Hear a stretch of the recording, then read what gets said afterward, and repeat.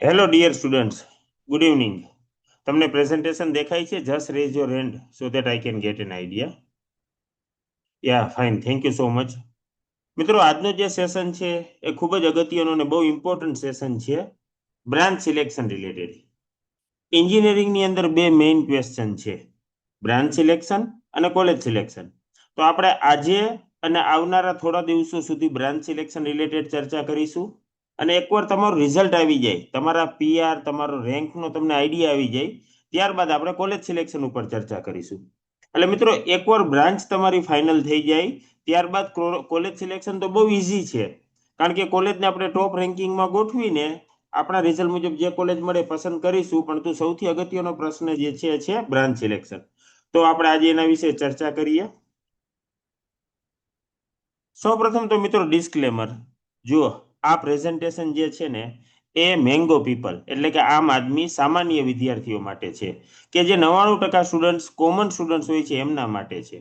કોઈ અપવાદરૂપ વિદ્યાર્થી હોય, એક્સેપ્શનલ કેસ હોય, જે પોતે જ પોતાનો રસ્તો ગમે એ રીતે કરી શકે એમ હોય, એમના માટે આ પ્રેઝન્ટેશન નથી, ખાસ ધ્યાન રાખજો.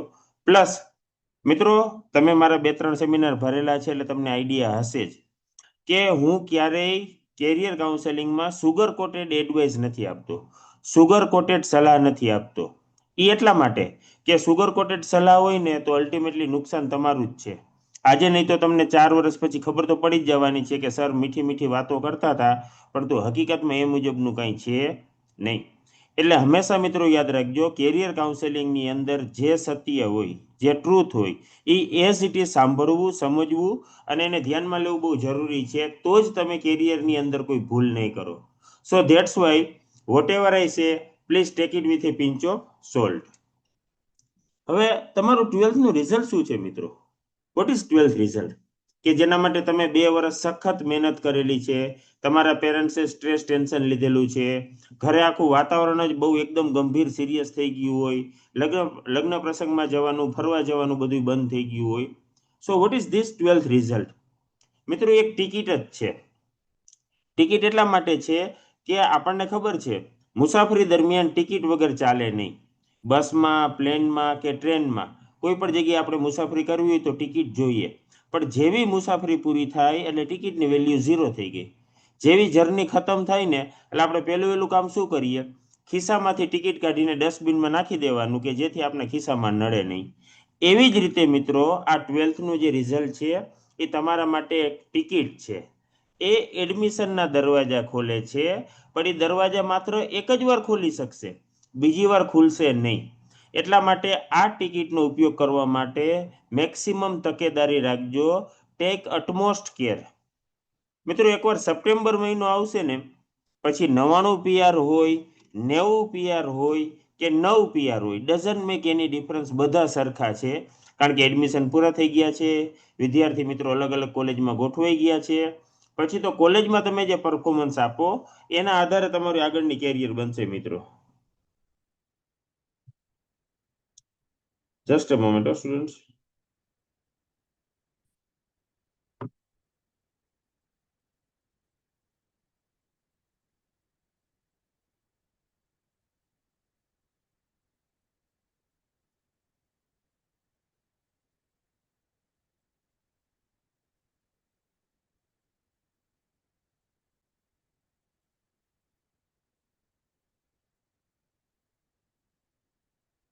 Okay, fine.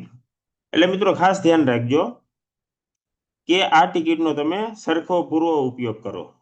હવે બ્રાન્ચ સિલેક્શનની અંદર ઘણા બધા કન્ફ્યુઝન છે કે ભાઈ કમ્પ્યુટર, આઈટી, એઆઈએમએલ લેવું કે પછી કોર એન્જિનિયરિંગ જેવું કે ઈસી છે, સિવિલ છે, ઇલેક્ટ્રિકલ છે, મિકેનિકલ છે, કેમિકલ છે પસંદ કરવું, કે પછી એરોનોટિકલ છે, ઓટોમોબાઈલ છે, મેકાટ્રોનિક્સ છે, રોબોટિક્સ છે, 21st સેન્ચુરી બ્રાન્ચ લાગે એવી બ્રાન્ચ પસંદ કરવી, કઈ મિત્રો પસંદ કરવી? બ્રાન્ચ સિલેક્શનમાં બહુ કન્ફ્યુઝન હોય છે અને આપણે ઘણા બધા લોકોને પૂછતા હોય છે કે કઈ બ્રાન્ચ પસંદ કરવી જોઈએ. તો આપણે કોઈને પણ પૂછીએ ને, 10 ફેલ હોય, પાનવાળો, રિક્ષાવાળો, કે આપણા કોઈ પણ સગાવાલા હોય, કે કોઈ સ્કૂલના ટીચર હોય, કે કોલેજના પ્રોફેસર હોય, એટલે બધા તમને મિત્રો એક જ સલાહ આપશે કે તમને જેમાં ઇન્ટરેસ્ટ હોય તે બ્રાન્ચ, તે કેરિયર પસંદ કરવી જોઈએ. તમને જેમાં ઇન્ટરેસ્ટ હોય ને કેરિયર પસંદ કરો. એટલે મિત્રો તરત જ મારો ક્વેશ્ચન આવ્યો કે વોટ ઇઝ ઇન્ટરેસ્ટ. કારણ કે અમારા જમાનામાં ઇન્ટરેસ્ટ જેવું તો કંઈ હતું જ નહીં. અમારે જ્યારે એડમિશન લેવાનું હતું ત્યારે પપ્પા કહે કે ભાઈ આ કોલેજમાં આ બ્રાન્ચમાં એડમિશન લેવાનું છે, એટલે અમે લઈ લેતા, ભણવા માંડતા સારી રીતે અને સારી કેરિયર બની ગઈ. પણ તો હવે ઇન્ટરેસ્ટ વગર તો વાત નથી થતી. So what is interest? તો મિત્રો ડિક્શનરીમાં આવું લખેલું છે, feeling of wanting to know about something excite the curiosity. ગુજરાતીમાં કહેવાનો પોઈન્ટ એમ છે કે કોઈ વસ્તુ જાણવાની અદમ્ય તાલાવેલી હોય, કોઈ વસ્તુ માટે બહુ જ જિજ્ઞાસા હોય, ધેન ઇટ ઇઝ ઇન્ટરેસ્ટ. જો સાવ સિમ્પલ ભાષામાં કહેવું ને તો કોઈ પણ કામ સતત 8 થી 10 કલાક કરીએ અને થાક ન લાગે પણ મજા આવે ને મિત્રો, તો તેને ઇન્ટરેસ્ટ કહેવાય. માટે કામ કર્યા સિવાય ક્યારેય ઇન્ટરેસ્ટ નક્કી થાય નહીં. ઇન શોર્ટ, આપણે 8-10 કલાક કામ કર્યું હોય છતાં આપણને આનંદ આવ્યો હોય, સંતોષ આવ્યો હોય, કંટાળો ના આવ્યો હોય, તો એને ઇન્ટરેસ્ટ કહેવાય. હવે વિદ્યાર્થી મિત્ર ક્યારેય 12th પછી કોઈ કામ કરેલું હોતું જ નથી, માત્ર સ્ટડી જ કરેલું હોય છે. એટલે ઇન્ટરેસ્ટ જાણવું એ બહુ અઘરી વસ્તુ છે. So how to find real interest? હું તમને એક એક્ઝામ્પલ આપું. કાઉન્સેલિંગ માટે મારી પાસે ઘણા બધા વિદ્યાર્થીઓ આવે અને આવીને કહે કે સાહેબ આપણને ઓટોમોબાઈલ એન્જિનિયરિંગમાં ઇન્ટરેસ્ટ છે, આપણે ઓટોમોબાઈલ એન્જિનિયર બનીને કાર કે બાઇક ડિઝાઇન કરવા છે. એટલે મારો નેક્સ્ટ ક્વેશ્ચન એ હોય કે ભાઈ તું ટોપ ગિયર કે ઓટોમોબાઈલ જેવા મેગેઝિન રીડ કરસ કે જેની અંદર ઓટોમોબાઈલનું લેટેસ્ટ ટેકનિકલ નો હાવ હોય છે. બિલીવ મી ફ્રેન્ડ્સ, 99% કેસમાં વાંચવાની તો દૂરની વસ્તુ છે, આ મેગેઝિનના નામ પણ સાંભળેલા હોતા નથી. એટલે તરત જ પછી મારે બે પિક્ચર દેખાડવા પડે. ફર્સ્ટ પિક્ચરમાં ઇન્ટરેસ્ટ છે કે સેકન્ડ પિક્ચરમાં ઇન્ટરેસ્ટ છે? એટલે મોસ્ટલી આન્સર આવે કે સાહેબ આપણને સેકન્ડ પિક્ચરમાં ઇન્ટરેસ્ટ છે. એટલે મારે કેવું પડે કે ભઈલા ફર્સ્ટ છે ને એ એન્જિનિયરિંગ છે, ઓટોમોબાઈલ એન્જિનિયરિંગ છે, કે જેમાં ડ્રાઇવિંગ સીટ ઉપર બેસવાનું નથી, બોનેટ ખોલીને હાથ કાળા કરીને કામ કરવાનું છે. અને જે સેકન્ડ પિક્ચર છે એ ગેમિંગ છે. એટલે પહેલા તને એન્જિનિયરિંગ નહીં, ગેમિંગમાં ઇન્ટરેસ્ટ છે. એટલે મોબાઈલ કે કમ્પ્યુટરમાં ગેમ રમવાનું ચાલુ રાખ, કારણ કે રિયલ લાઈફની અંદર રિસ્ક તો લેવાતું નથી લાઈફનું. એટલે મિત્રો કહેવાનો પોઈન્ટ એમ છે કે તમે કોઈ પણ બ્રાન્ચમાં જેમાં તમને ઇન્ટરેસ્ટ છે એવું તમે માનો છો, થોડા ઊંડા ઉતરશો ને તો તમને આઈડિયા આવી જશે કે તમારો રિયલ ઇન્ટરેસ્ટ છે કે તમારું પરસેપ્શન છે, તમારું એવું માનવું છે મિત્રો. So you have to decide. તમારે નક્કી કરવાનું છે કે શું વધારે ઇમ્પોર્ટન્ટ છે. What is more important, so cold interest or real opportunities? જે ઓપોર્ચ્યુનિટીઝ છે, જે રિયલ છે, જે માર્કેટમાં છે, એના ઉપર તમારે ફોકસ કરવાનું છે, ધ્યાન દેવાનું છે, કે તમારા મનમાં જે સો કોલ્ડ ઇન્ટરેસ્ટ છે, જેને ઇન્ટરેસ્ટ તમે ગણો છો, એના ઉપર ધ્યાન રાખવાનું છે? તો મિત્રો પહેલા આપણે એ જાણી લઈએ કે વોટ ઇઝ બ્રાન્ચ. હકીકતમાં બ્રાન્ચ છે શું? આ કઈ બલાનું નામ છે બ્રાન્ચ? તો મિત્રો બ્રાન્ચ એટલે બીજું કાંઈ નથી. બ્રાન્ચ એટલે કામનો પ્રકાર, ટાઈપ ઓફ વર્ક. એન્જિનિયરિંગની branch means type of work. જે સિવિલ એન્જિનિયર બનશે એ લાઈફ લોંગ એટલે કે આજીવન કન્સ્ટ્રક્શનનું કામ કરશે. જે મિકેનિકલ એન્જિનિયર બનશે મેન્યુફેક્ચરિંગનું કામ કરશે. જે ઇલેક્ટ્રિકલ એન્જિનિયર બનશે ઇલેક્ટ્રિસિટી રિલેટેડ કામ કરશે. જે કમ્પ્યુટર એન્જિનિયર બનશે એ પ્રોગ્રામિંગનું કામ કરશે. મતલબ કે તમારે જે પ્રકારનું કામ કરવું હોય એ પ્રકારની બ્રાન્ચ પસંદ કરવી જોઈએ. હવે ગુજરાતની અંદર એ ગ્રુપના વિદ્યાર્થીઓ માટે લગભગ 40 કરતાં વધારે અલગ અલગ એન્જિનિયરિંગમાં બ્રાન્ચ ઓફર થઈ રહી છે. એરોનોટિકલથી શરૂ કરીને એગ્રીકલ્ચર, એઆઈ, ઓટોમોબાઈલથી લઈને ટેક્સટાઇલ અને અધર સ્પેશિયલાઇઝેશન છે. તો આજે મિત્રો હું તમને બધી બ્રાન્ચ વિશે છે ને ક્લેરિટી આપી દઈશ. This branches are for the group A students. હવે જે ગ્રુપ બી ના સ્ટુડન્ટ્સ છે એમના માટે માત્ર 6 જ એન્જિનિયરિંગની બ્રાન્ચ છે કે જેમાં એડમિશન લઈ શકે છે. Agricultural, bio informatics, biotechnology, food processing, food technology અને ફાર્માસ્યુટિકલ. મિત્રો ગ્રુપ બી ના વિદ્યાર્થીઓ આ સિવાય કોઈ પણ બ્રાન્ચમાં એડમિશન લઈ શકે નહીં, કમ્પ્યુટરમાં પણ નહીં. કદાચ જો કોઈ કોલેજ તમને આ સિવાયની બ્રાન્ચમાં એડમિશન ભૂલમાં આપી પણ દે અને તમે 4 વર્ષ ભણી પણ લો તો પણ તમારી ડિગ્રી માન્ય ગણાશે નહીં, કારણ કે એસીપીસીની વેબસાઇટ ઉપર સર્ક્યુલર છે, એઆઈસીટીઈનો પણ સર્ક્યુલર છે, એની લિંક મેં અહીંયા શેર કરેલી છે. પછી હું તમને આ પ્રેઝન્ટેશનની પીડીએફ મોકલીશ, એમાં તમે ક્લિક કરીને જોઈ શકશો, અથવા તો એસીપીસીમાં તમે ઇન્ક્વાયરી કરીને પૂછી શકો છો કે આ 6 બ્રાન્ચ સિવાય બી ગ્રુપના વિદ્યાર્થીઓ માટે બીજી એકેય બ્રાન્ચની અંદર એડમિશન પરમિટેબલ નથી. હવે આપણે બ્રાન્ચની શરૂઆત કરીએ, ફેન્સી બ્રાન્ચથી શરૂઆત કરીએ. ફેન્સી બ્રાન્ચ એટલે એવી બ્રાન્ચ કે જેનું ખાલી નામ લઈએ ને ત્યાં આપણને મજા આવવા માંડે, ત્યાં થ્રિલિંગ આવવા માંડે, રોમાંચ ફીલ થવા માંડે.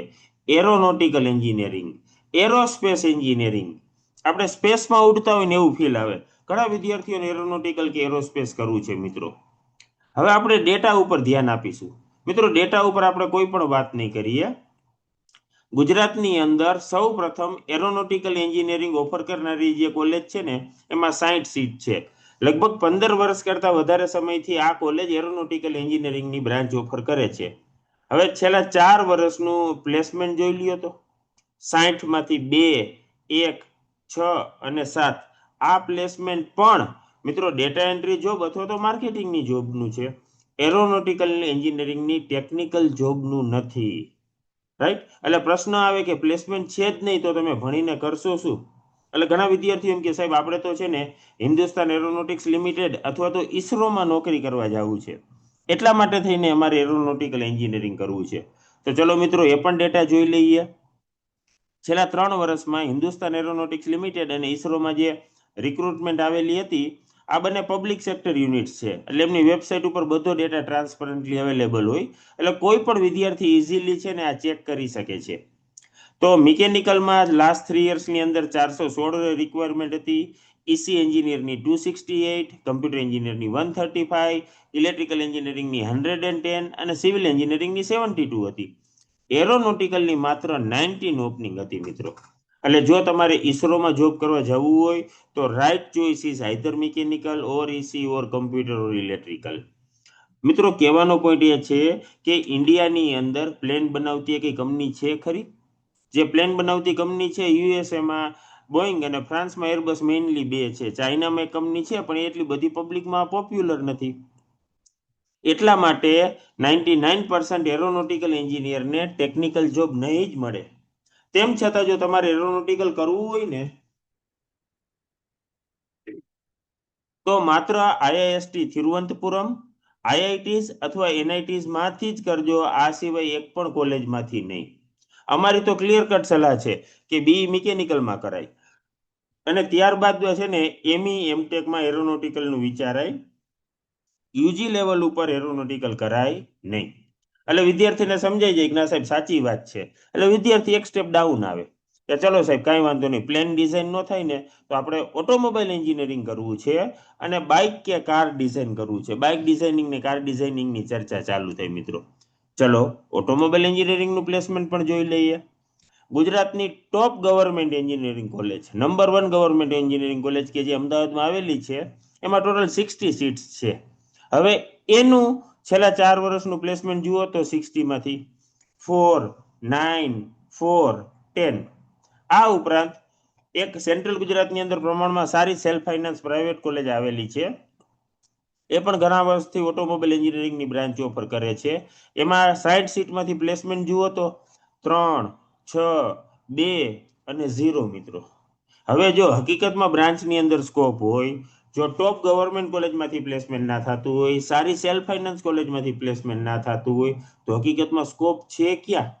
પ્લસ જો તમે સેકન્ડ ઓર્ડર થિંકિંગ કરો ને કે જેના વિશે કદાચ તમે નહીં વિચાર્યું હોય તો ઇલેક્ટ્રિકલ વ્હીકલ એટલે કે ઈવીમાં પેટ્રોલ ડીઝલ વાળા વ્હીકલ કરતા માત્ર 10મા ભાગના જ પાર્ટ્સ હોય છે, માત્ર 10મા ભાગના. મેઇનલી બેટરી અને મોટર, આ સિવાય બીજી લગભગ કઈ જરૂર પડતી નથી, જેને લીધે ઈવીની અંદર ઓટોમોબાઈલ એન્જિનિયરનો રોલ છે ને સાવ નહીવત થઈ જવાનો છે, ટેન્ડ્સ ટુ 0. આ ઉપરાંત શોકિંગ ફેક્ટ, કદાચ તમને આઈડિયા નહીં હોય પણ એક પણ આઈઆઈટી કે એક પણ એનઆઈટી ઓટોમોબાઈલ એન્જિનિયરિંગની બ્રાન્ચ ઓફર કરતી નથી. તો શું મિત્રો આઈઆઈટી એનઆઈટી વાળાને એટલી ખબર નથી કે ઇન્ડિયામાં આટલી બધી ઓટોમોબાઈલની કંપનીઝ છે?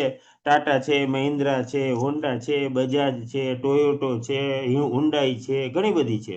તો એ બધાને ઓટોમોબાઈલ એન્જિનિયર જોતા હશે. આઈઆઈટી એનઆઈટી વાળાને એટલો તો આઈડિયા હોય ને. તો મિત્રો થોડું વિચારો કે શા માટે. કારણ એ છે કે ઓટોમોબાઈલ કંપનીઓ મુખ્યત્વે મિકેનિકલ એન્જિનિયરની જ રિક્રુટમેન્ટ કરે છે, ઓટોમોબાઈલ એન્જિનિયરની રિક્રુટમેન્ટ બહુ કરતા જ નથી. એટલા માટે 95% ઓટોમોબાઈલ એન્જિનિયરને ટેકનિકલ જોબ નહીં મળે. એટલે જેમને ગેરેજ ઓપન કરવું હોય અથવા તો ઓટોમોબાઈલ સર્વિસ સ્ટેશનમાં કામ કરવું હોય એમને જ ઓટોમોબાઈલ પસંદ કરવું જોઈએ. જો તમારે વ્હીકલ કે કાર ડિઝાઇનિંગ ફિલ્ડમાં આગળ વધવું હોય તો અમારી તો ક્લિયર કટ સલાહ છે કે બી મિકેનિકલમાં કરાય અને ત્યારબાદ એમઈમાં ઓટોમોબાઈલનું વિચારાય, ડાયરેક્ટલી યુજી લેવલ ઉપર ઓટોમોબાઈલ કરાય નહીં. ત્યારબાદ ત્રીજી બ્રાન્ચ આવે છે મેકાટ્રોનિક્સ, મિકેનિકલ પ્લસ ઇલેક્ટ્રોનિક્સનું કોમ્બિનેશન. હવે મિત્રો આપણે પીએસયુ નો ડેટા જોઈએ. પીએસયુ એટલે પબ્લિક સેક્ટર યુનિટ્સ કે જે સેન્ટ્રલ ગવર્મેન્ટની છે અને બહુ મોટી મોટી વિશાળ જાયન્ટ કંપનીઓ છે આપણા દેશની અંદર. ઓએનજીસી છે, સેલ છે, એનએચપીસી છે, એનટીપીસી, ભેલ, આ બધી છે. હવે 2020 થી 2024માં કેટલા મિકેટ્રોનિક્સ એન્જિનિયરની જરૂરિયાત પડેલી છે? 0. પરંતુ મિકેનિકલમાં લગભગ 2000 જેટલા એન્જિનિયર માટે ઓપનિંગ્સ આવેલી છે. એટલે જેવી રીતે પીએસયુ એટલે કે સરકારી નોકરીમાં મેકાટ્રોનિક્સ એન્જિનિયર માટે તકો નથી, એવી જ રીતે પ્રાઇવેટ સેક્ટરની કંપનીઓમાં પણ મેકાટ્રોનિક્સ માટે તકો નથી. એનું કારણ એ છે કે મેકાટ્રોનિક્સ ફિલ્ડમાં ફ્રેશર એન્જિનિયર માટે સ્કોપ નહિવત છે. મિત્રો આ એડવાન્સ એરિયા છે, એડવાન્સ ડોમેન છે કે જેમાં કોઈ ફ્રેશરનું કામ નથી, 5-7 વર્ષના અનુભવીનું કામ છે. એટલે અમારી એડવાઇસ એ છે કે આઈધર બી મિકેનિકલ અથવા તો ઇલેક્ટ્રોનિક્સમાં કરો અને ત્યારબાદ એમટેકમાં મેકાટ્રોનિક્સમાં આગળ વધો, અથવા તો ઇન્ડસ્ટ્રીઝની અંદર જઈને 5-7 વર્ષનો અનુભવ મેળવીને મેકાટ્રોનિક્સ ફિલ્ડમાં આગળ વધો. ડાયરેક્ટલી બી કમ્પ્લીટ કર્યા પછી મેકાટ્રોનિક્સ ફિલ્ડમાં આગળ વધી શકાય નહીં. ત્યારબાદ જે ફેન્સી બ્રાન્ચ છે રોબોટિક્સ એન્ડ ઓટોમેશન. આમ પિક્ચર જોઈ રોબોટ્સનું ત્યાં જ મજા આવવા માંડે, આપણને લાગે કે વાવ. પણ મિત્રો રોબોટિક્સ એન્ડ ઓટોમેશન એટલે શું?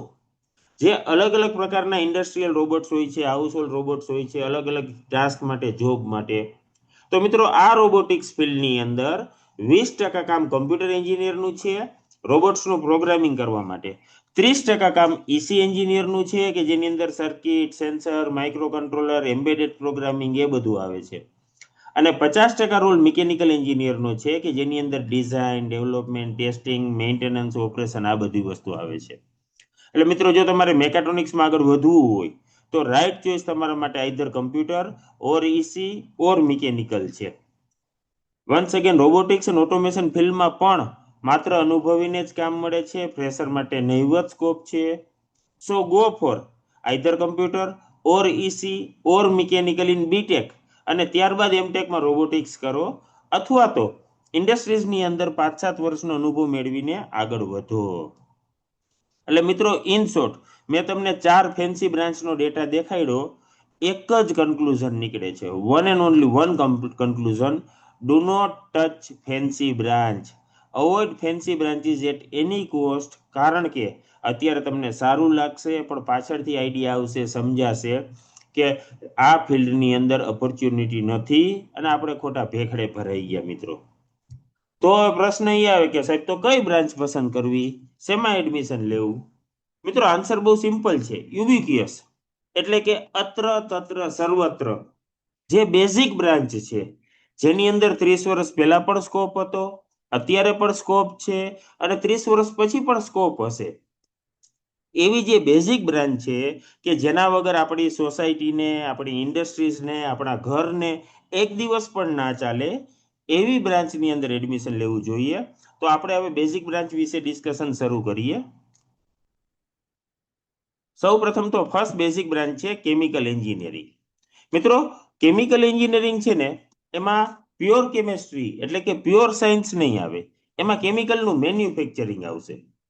તમે 11-12માં જે કેમેસ્ટ્રીમાં ભણેલા છો એ પ્યોર સાયન્સ હતું, કોઈ પણ કેમિકલનું કમ્પોઝિશન છે, એની પ્રોપર્ટીઝ છે, કેરેક્ટરિસ્ટિક્સ છે, એ બધું કેમેસ્ટ્રીમાં આવતું. પરંતુ એકવાર કોઈ કેમિકલ નક્કી થઈ જાય, કેમિકલ કેમ બનાવવું એ ક્લિયર થઈ જાય, ત્યારબાદ લાર્જ સ્કેલ ઉપર એનું મેન્યુફેક્ચરિંગ કરવું, હજારો કિલો કે લાખો લીટરની અંદર એનું મેન્યુફેક્ચરિંગ કેમ કરવું, એ કેમિકલ એન્જિનિયરિંગની અંદર આવે છે, ધેટ ઇઝ કેમિકલ મેન્યુફેક્ચરિંગ. મિત્રો ગુજરાત છે ને એ કેમિકલ અને ફાર્માસ્યુટિકલ કંપનીઓનું હબ છે. એટલે ગુજરાતની અંદર અસંખ્ય કેમિકલ અને ફાર્માસ્યુટિકલ કંપનીઓ આવેલી છે, એમાં પ્લેસમેન્ટ માટેની વિશાળ તકો છે.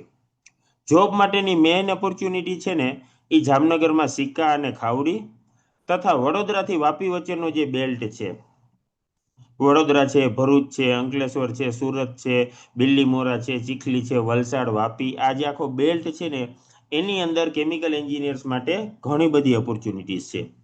મિત્રો બે બાબતનું ધ્યાન રાખજો. એક તો બીએસસી એમએસસી કેમિસ્ટ્રીના વિદ્યાર્થીઓ કેમિકલ એન્જિનિયરને જોબ માર્કેટમાં હરીફાઈ આપે છે. ઇનફેક્ટ એન્જિનિયરિંગમાં કેમિકલ એન્જિનિયરિંગ એક જ એવી બ્રાન્ચ છે કે જેમાં બીએસસી ના વિદ્યાર્થીઓ કોમ્પિટિશન આપે છે. બીએસસી સિવિલ કે બીએસસી મિકેનિકલ કે બીએસસી ઇલેક્ટ્રિકલ તમે ક્યારેય સાંભળ્યું છે? હોય જ નહીં તો ક્યાંથી કોમ્પિટિશન આપે? અને બીજો પોઈન્ટ, હવે દરેક દેશની ગવર્મેન્ટ પોલ્યુશનની બાબતમાં એકદમ જાગૃત થઈ ગઈ છે.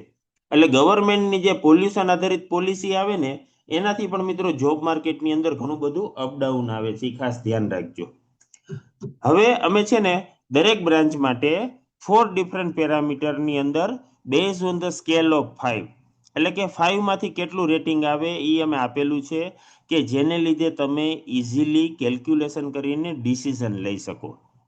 મિત્રો કેમિકલ એન્જિનિયરિંગ એક બેઝિક બ્રાન્ચ છે, એમાં ગવર્મેન્ટ જોબ લો છે. લો એટલા માટે કે ગવર્મેન્ટની અંદર જીએસએફસી ને જીએનએફસી આવા જે 2-4 પબ્લિક સેક્ટર યુનિટ છે એમાં જ કેમિકલ એન્જિનિયર માટે ઓપોર્ચ્યુનિટી છે, બાકી ખાસ કેમિકલ એન્જિનિયર માટે ઓપોર્ચ્યુનિટી નથી. પ્રાઇવેટ જોબમાં વિશાળ સ્કોપ છે, હાઈ, ગુજરાતમાં સ્કોપ હાઈ છે, આપણે જાણીએ છીએ. બિઝનેસ ઓપોર્ચ્યુનિટી લો છે. મિત્રો બિઝનેસ ઓપોર્ચ્યુનિટી એટલે શું અમે કહીએ છીએ એ તમને સમજાવી દઉં. જે મિડલ ક્લાસનો વિદ્યાર્થી હોય કે જે સાધારણ પરિસ્થિતિમાંથી આવે છે, હવે સપોઝ એને બિઝનેસ શરૂ કરવો છે તો કેટલા રૂપિયાની જરૂર પડે, ધેટ ઇઝ બિઝનેસ ઓપોર્ચ્યુનિટી. જો વિદ્યાર્થી પોતાની ટેકનિકલ સ્કિલ અને ઇન્ટેલેક્ચ્યુઅલ સ્કિલની મદદથી 5, 10, 15, 25, 50 લાખની અંદર બિઝનેસ શરૂ કરી શકે તો બિઝનેસ ઓપોર્ચ્યુનિટી હાઈ કહેવાય. કારણ કે મિડલ ક્લાસના પેરેન્ટ્સ પણ જો ધારે તો 25-50 લાખ રૂપિયા કાઢી શકે. પણ તો જો કોઈ બિઝનેસ શરૂ કરવા માટે 5, 10, 15, 20 કરોડ રૂપિયાની જરૂર પડતી હોય તો બિઝનેસ ઓપોર્ચ્યુનિટી લો કહેવાય, કારણ કે મિડલ ક્લાસના બધા પેરેન્ટ્સ એટલી વ્યવસ્થા કરી શકે નહીં. એટલે આ બાબતને ધ્યાન રાખીને કેમિકલ એન્જિનિયરિંગની અંદર બિઝનેસ ઓપોર્ચ્યુનિટી લો છે. હવે જ્યારે સ્ટુડન્ટ્સને પેરેન્ટ કાઉન્સેલિંગ માટે આવે ને ત્યારે પૂછે, સાહેબ કઈ બ્રાન્ચમાં ભવિષ્યમાં સ્કોપ વધારે રહેશે? તો મિત્રો હું તમને દરેક બ્રાન્ચનું કહેતો જાઉં કે જેને લીધે તમને આઈડિયા આવી જાય. શું ભવિષ્યમાં આપણને વિવિધ પ્રકારના કેમિકલ્સ, દવા, પેસ્ટિસાઇડ્સ, ફર્ટિલાઇઝર્સ પ્લસ વોટર પ્યુરિફાયરથી લઈને જે કાંઈ કલર્સ ને બધું આવે છે એના વગર ચાલશે કે નહીં ચાલે? જો ના ચાલે તો કેમિકલ બ્રાન્ચમાં ફ્યુચરમાં સ્કોપ છે ને છે જ, એમાં કોઈ શંકાને સ્થાન નથી. ત્યારબાદ આવે છે સિવિલ એન્જિનિયરિંગ. મિત્રો જ્યારથી માણસે સમૂહમાં વસવાનું શરૂ કર્યું, સિવિલાઇઝેશનની શરૂઆત થઈ, ત્યારથી સિવિલ એન્જિનિયરિંગનું અસ્તિત્વ આવી ગયું છે. સિવિલ એન્જિનિયરિંગના કામકાજની અંદર મેઇનલી બાંધકામ એટલે કે કન્સ્ટ્રક્શન, પછી મકાનનું કન્સ્ટ્રક્શન હોય, ઓફિસનું હોય, ફેક્ટરીનું હોય કે કોઈ પણ આર્ટિફિશિયલ સ્ટ્રક્ચર જે ભગવાને કે કુદરતે નથી બનાવેલું એવું કોઈ પણ આર્ટિફિશિયલ સ્ટ્રક્ચર છે કે જે માણસે બનાવેલું છે, એની અંદર સિવિલ એન્જિનિયરિંગનો ડાયરેક્ટલી કે ઇનડાયરેક્ટલી રોલ હોય જ છે. ત્યારબાદ પાણી પુરવઠો એટલે કે વોટર મેનેજમેન્ટ. પાણીને સંગ્રહવા માટે આપણા સુધી પહોંચાડવા માટે ડેમ અને કેનાલ તો છે જ. આ ઉપરાંત જે ઇન્ડસ્ટ્રીમાં પાણી વપરાય છે, જે ખેતીમાં સિંચાઈ માટે પાણી વપરાય છે, ઘર ઓફિસમાં પાણી વપરાય છે, એનું મેનેજમેન્ટ પણ સિવિલ એન્જિનિયર કરે છે. ત્યારબાદ વેસ્ટ મેનેજમેન્ટ એટલે કે સોલિડ વેસ્ટ અને વોટર વેસ્ટ. આપણા ઘરમાંથી, ઓફિસમાંથી, ઇન્ડસ્ટ્રીમાંથી જે ઘન કચરો ને પ્રવાહી કચરો નીકળે છે એનું management, that is waste management. ત્યારબાદ transportation, road, railway, bridge, tunnel, airport, harbour, આ બધાનું કન્સ્ટ્રક્શન, મેન્ટેનન્સ છે એ સિવિલ એન્જિનિયર કરે છે. મિત્રો આ પણ એક બેઝિક બ્રાન્ચ છે. જો આપણે ગવર્મેન્ટ જોબની વાત કરીએ તો સિવિલ એન્જિનિયરિંગની અંદર હાઈએસ્ટ ગવર્મેન્ટ જોબ આવેલી છે. મિત્રો એક બાજુ તમે એન્જિનિયરિંગની 39 બ્રાન્ચ રાખો, એમાં જેટલી ગવર્મેન્ટ જોબની ઓપનિંગ આવે છે એની સામે એકલું સિવિલ એન્જિનિયરિંગ રાખો ને તો સિવિલ એન્જિનિયરિંગની અંદર ગવર્મેન્ટ જોબની શક્યતા વધી જાય છે. એટલે જે વિદ્યાર્થી મિત્રોને ગવર્મેન્ટ જોબ કરવાની ઈચ્છા હોય ભવિષ્યમાં, એમણે સિવિલ એન્જિનિયરિંગ જ પસંદ કરવું જોઈએ. એમાં ખાસ કરીને રિઝર્વ કેટેગરીના વિદ્યાર્થીઓને રિઝર્વેશનનો બેનિફિટ મળે તો ઘણા બધી શક્યતા વધી જાય છે. મિત્રો પ્રાઇવેટ જોબ લો છે અને પ્રાઇવેટ જોબમાં એટલી બધી મજા પણ નહીં આવે. ગુજરાતમાં સ્કોપ હાઈ છે, બિઝનેસ ઓપોર્ચ્યુનિટી પણ હાઈ છે, કારણ કે તમે માત્ર 5-10 લાખ રૂપિયાના રોકાણથી સ્ટ્રક્ચરલ ડિઝાઇનિંગ, આર્કિટેક્ચરની કન્સલ્ટન્સી, સોઇલ લેબ સોઇલની ટેસ્ટિંગ એની કન્સલ્ટન્સી, અલગ અલગ પ્રકારની ઘણી બધી કન્સલ્ટન્સી સિવિલ એન્જિનિયરિંગમાં તમે કરી શકો છો. શું ભવિષ્યમાં આપણને મકાન, office, factory, road, bridge, airport, dam, canal અને ખાસ તો પાણી વગર ચાલશે? જો ના ચાલે તો સિવિલ બ્રાન્ચમાં ફ્યુચરમાં સ્કોપ છે જ, એમાં કોઈ શંકાને સ્થાન નથી. ત્યારબાદ આવે છે ઇલેક્ટ્રિકલ એન્જિનિયરિંગ. મિત્રો, ઇલેક્ટ્રિકલ એન્જિનિયરિંગની અંદર સૌ પ્રથમ તો પાવર એટલે કે ઇલેક્ટ્રિસિટી, વીજળી, પાવર જનરેશન, ટ્રાન્સમિશન અને આપણા ઘર કે ઓફિસ સુધી ડિસ્ટ્રીબ્યુશન એનો સમાવેશ થાય છે. ત્યારબાદ રિન્યુએબલ એનર્જી કે જેની અંદર અત્યારે ગવર્મેન્ટ ઘણી બધી સ્કીમ સબસિડી જાહેર કરી રહી છે, વિન્ડ, સોલાર અને ટાઇડલ. ત્યારબાદ હોમ અપ્લાયન્સીસ, આપણા ઘરની અંદર ઇલેક્ટ્રિસિટીથી ચાલતા ઘણા બધા ઇક્વિપમેન્ટ્સ છે, જેવા કે ફ્રીજ, એસી, વેક્યુમ ક્લીનર, ઓવન, બ્લેન્ડર. આ બધાની અંદર ઇલેક્ટ્રિકલ એન્જિનિયરનો રોલ હોય છે. ત્યારબાદ ઇન્ડસ્ટ્રીયલ અપ્લાયન્સીસ, જેવા કે મોટર છે, જનરેટર છે, ટ્રાન્સફોર્મર છે, લાઇટિંગ છે. આ બધામાં ઇલેક્ટ્રિકલ એન્જિનિયરનો બહુ મહત્વનો ભાગ હોય છે. ત્યારબાદ ઇન્ડસ્ટ્રીયલ ઓટોમેશન એટલે કે પીએલસી છે, સ્કાડા છે, ઇન્ડસ્ટ્રી 4.0 છે. એટલે કે ઇલેક્ટ્રિકલ એન્જિનિયરિંગનો જે એરિયા છે એ પણ મિત્રો બહુ વિશાળ છે, આખું વાઇડ ડોમેન છે. આ પણ એક બેઝિક બ્રાન્ચ છે. ગવર્મેન્ટ જોબ હવે બહુ લો થઈ ગઈ છે. જ્યાં સુધી મિત્રો જીઈબી હતી ને ત્યાં સુધી ઘણી બધી ગવર્મેન્ટ જોબ હતી, પરંતુ જ્યારથી પીજીવીસીએલ, યુજીવીસીએલ એ બધા પ્રાઇવેટ કંપનીઝમાં એનું કન્વર્ઝન થઈ ગયું છે ત્યારથી ગવર્મેન્ટ જોબની સંખ્યા ઘટી ગઈ છે. પ્રાઇવેટ જોબ મીડિયમ છે, ગુજરાતમાં સ્કોપ હાઈ છે, બિઝનેસ ઓપોર્ચ્યુનિટી મીડિયમ છે. હવે તમે મને એટલું કહો, શું ભવિષ્યમાં આપણને ઇલેક્ટ્રિસિટી અને ઇલેક્ટ્રિસિટીથી ચાલતા ઇક્વિપમેન્ટ વગર ચાલશે? જો ના, નહીં ચાલે, ઇલેક્ટ્રિસિટીની તો મિત્રો જરૂર પડવાની જ છે ને, તો ઇલેક્ટ્રિકલ બ્રાન્ચમાં ફ્યુચરમાં સ્કોપ છે ને છે જ, એમાં કોઈ શંકાને સ્થાન નથી.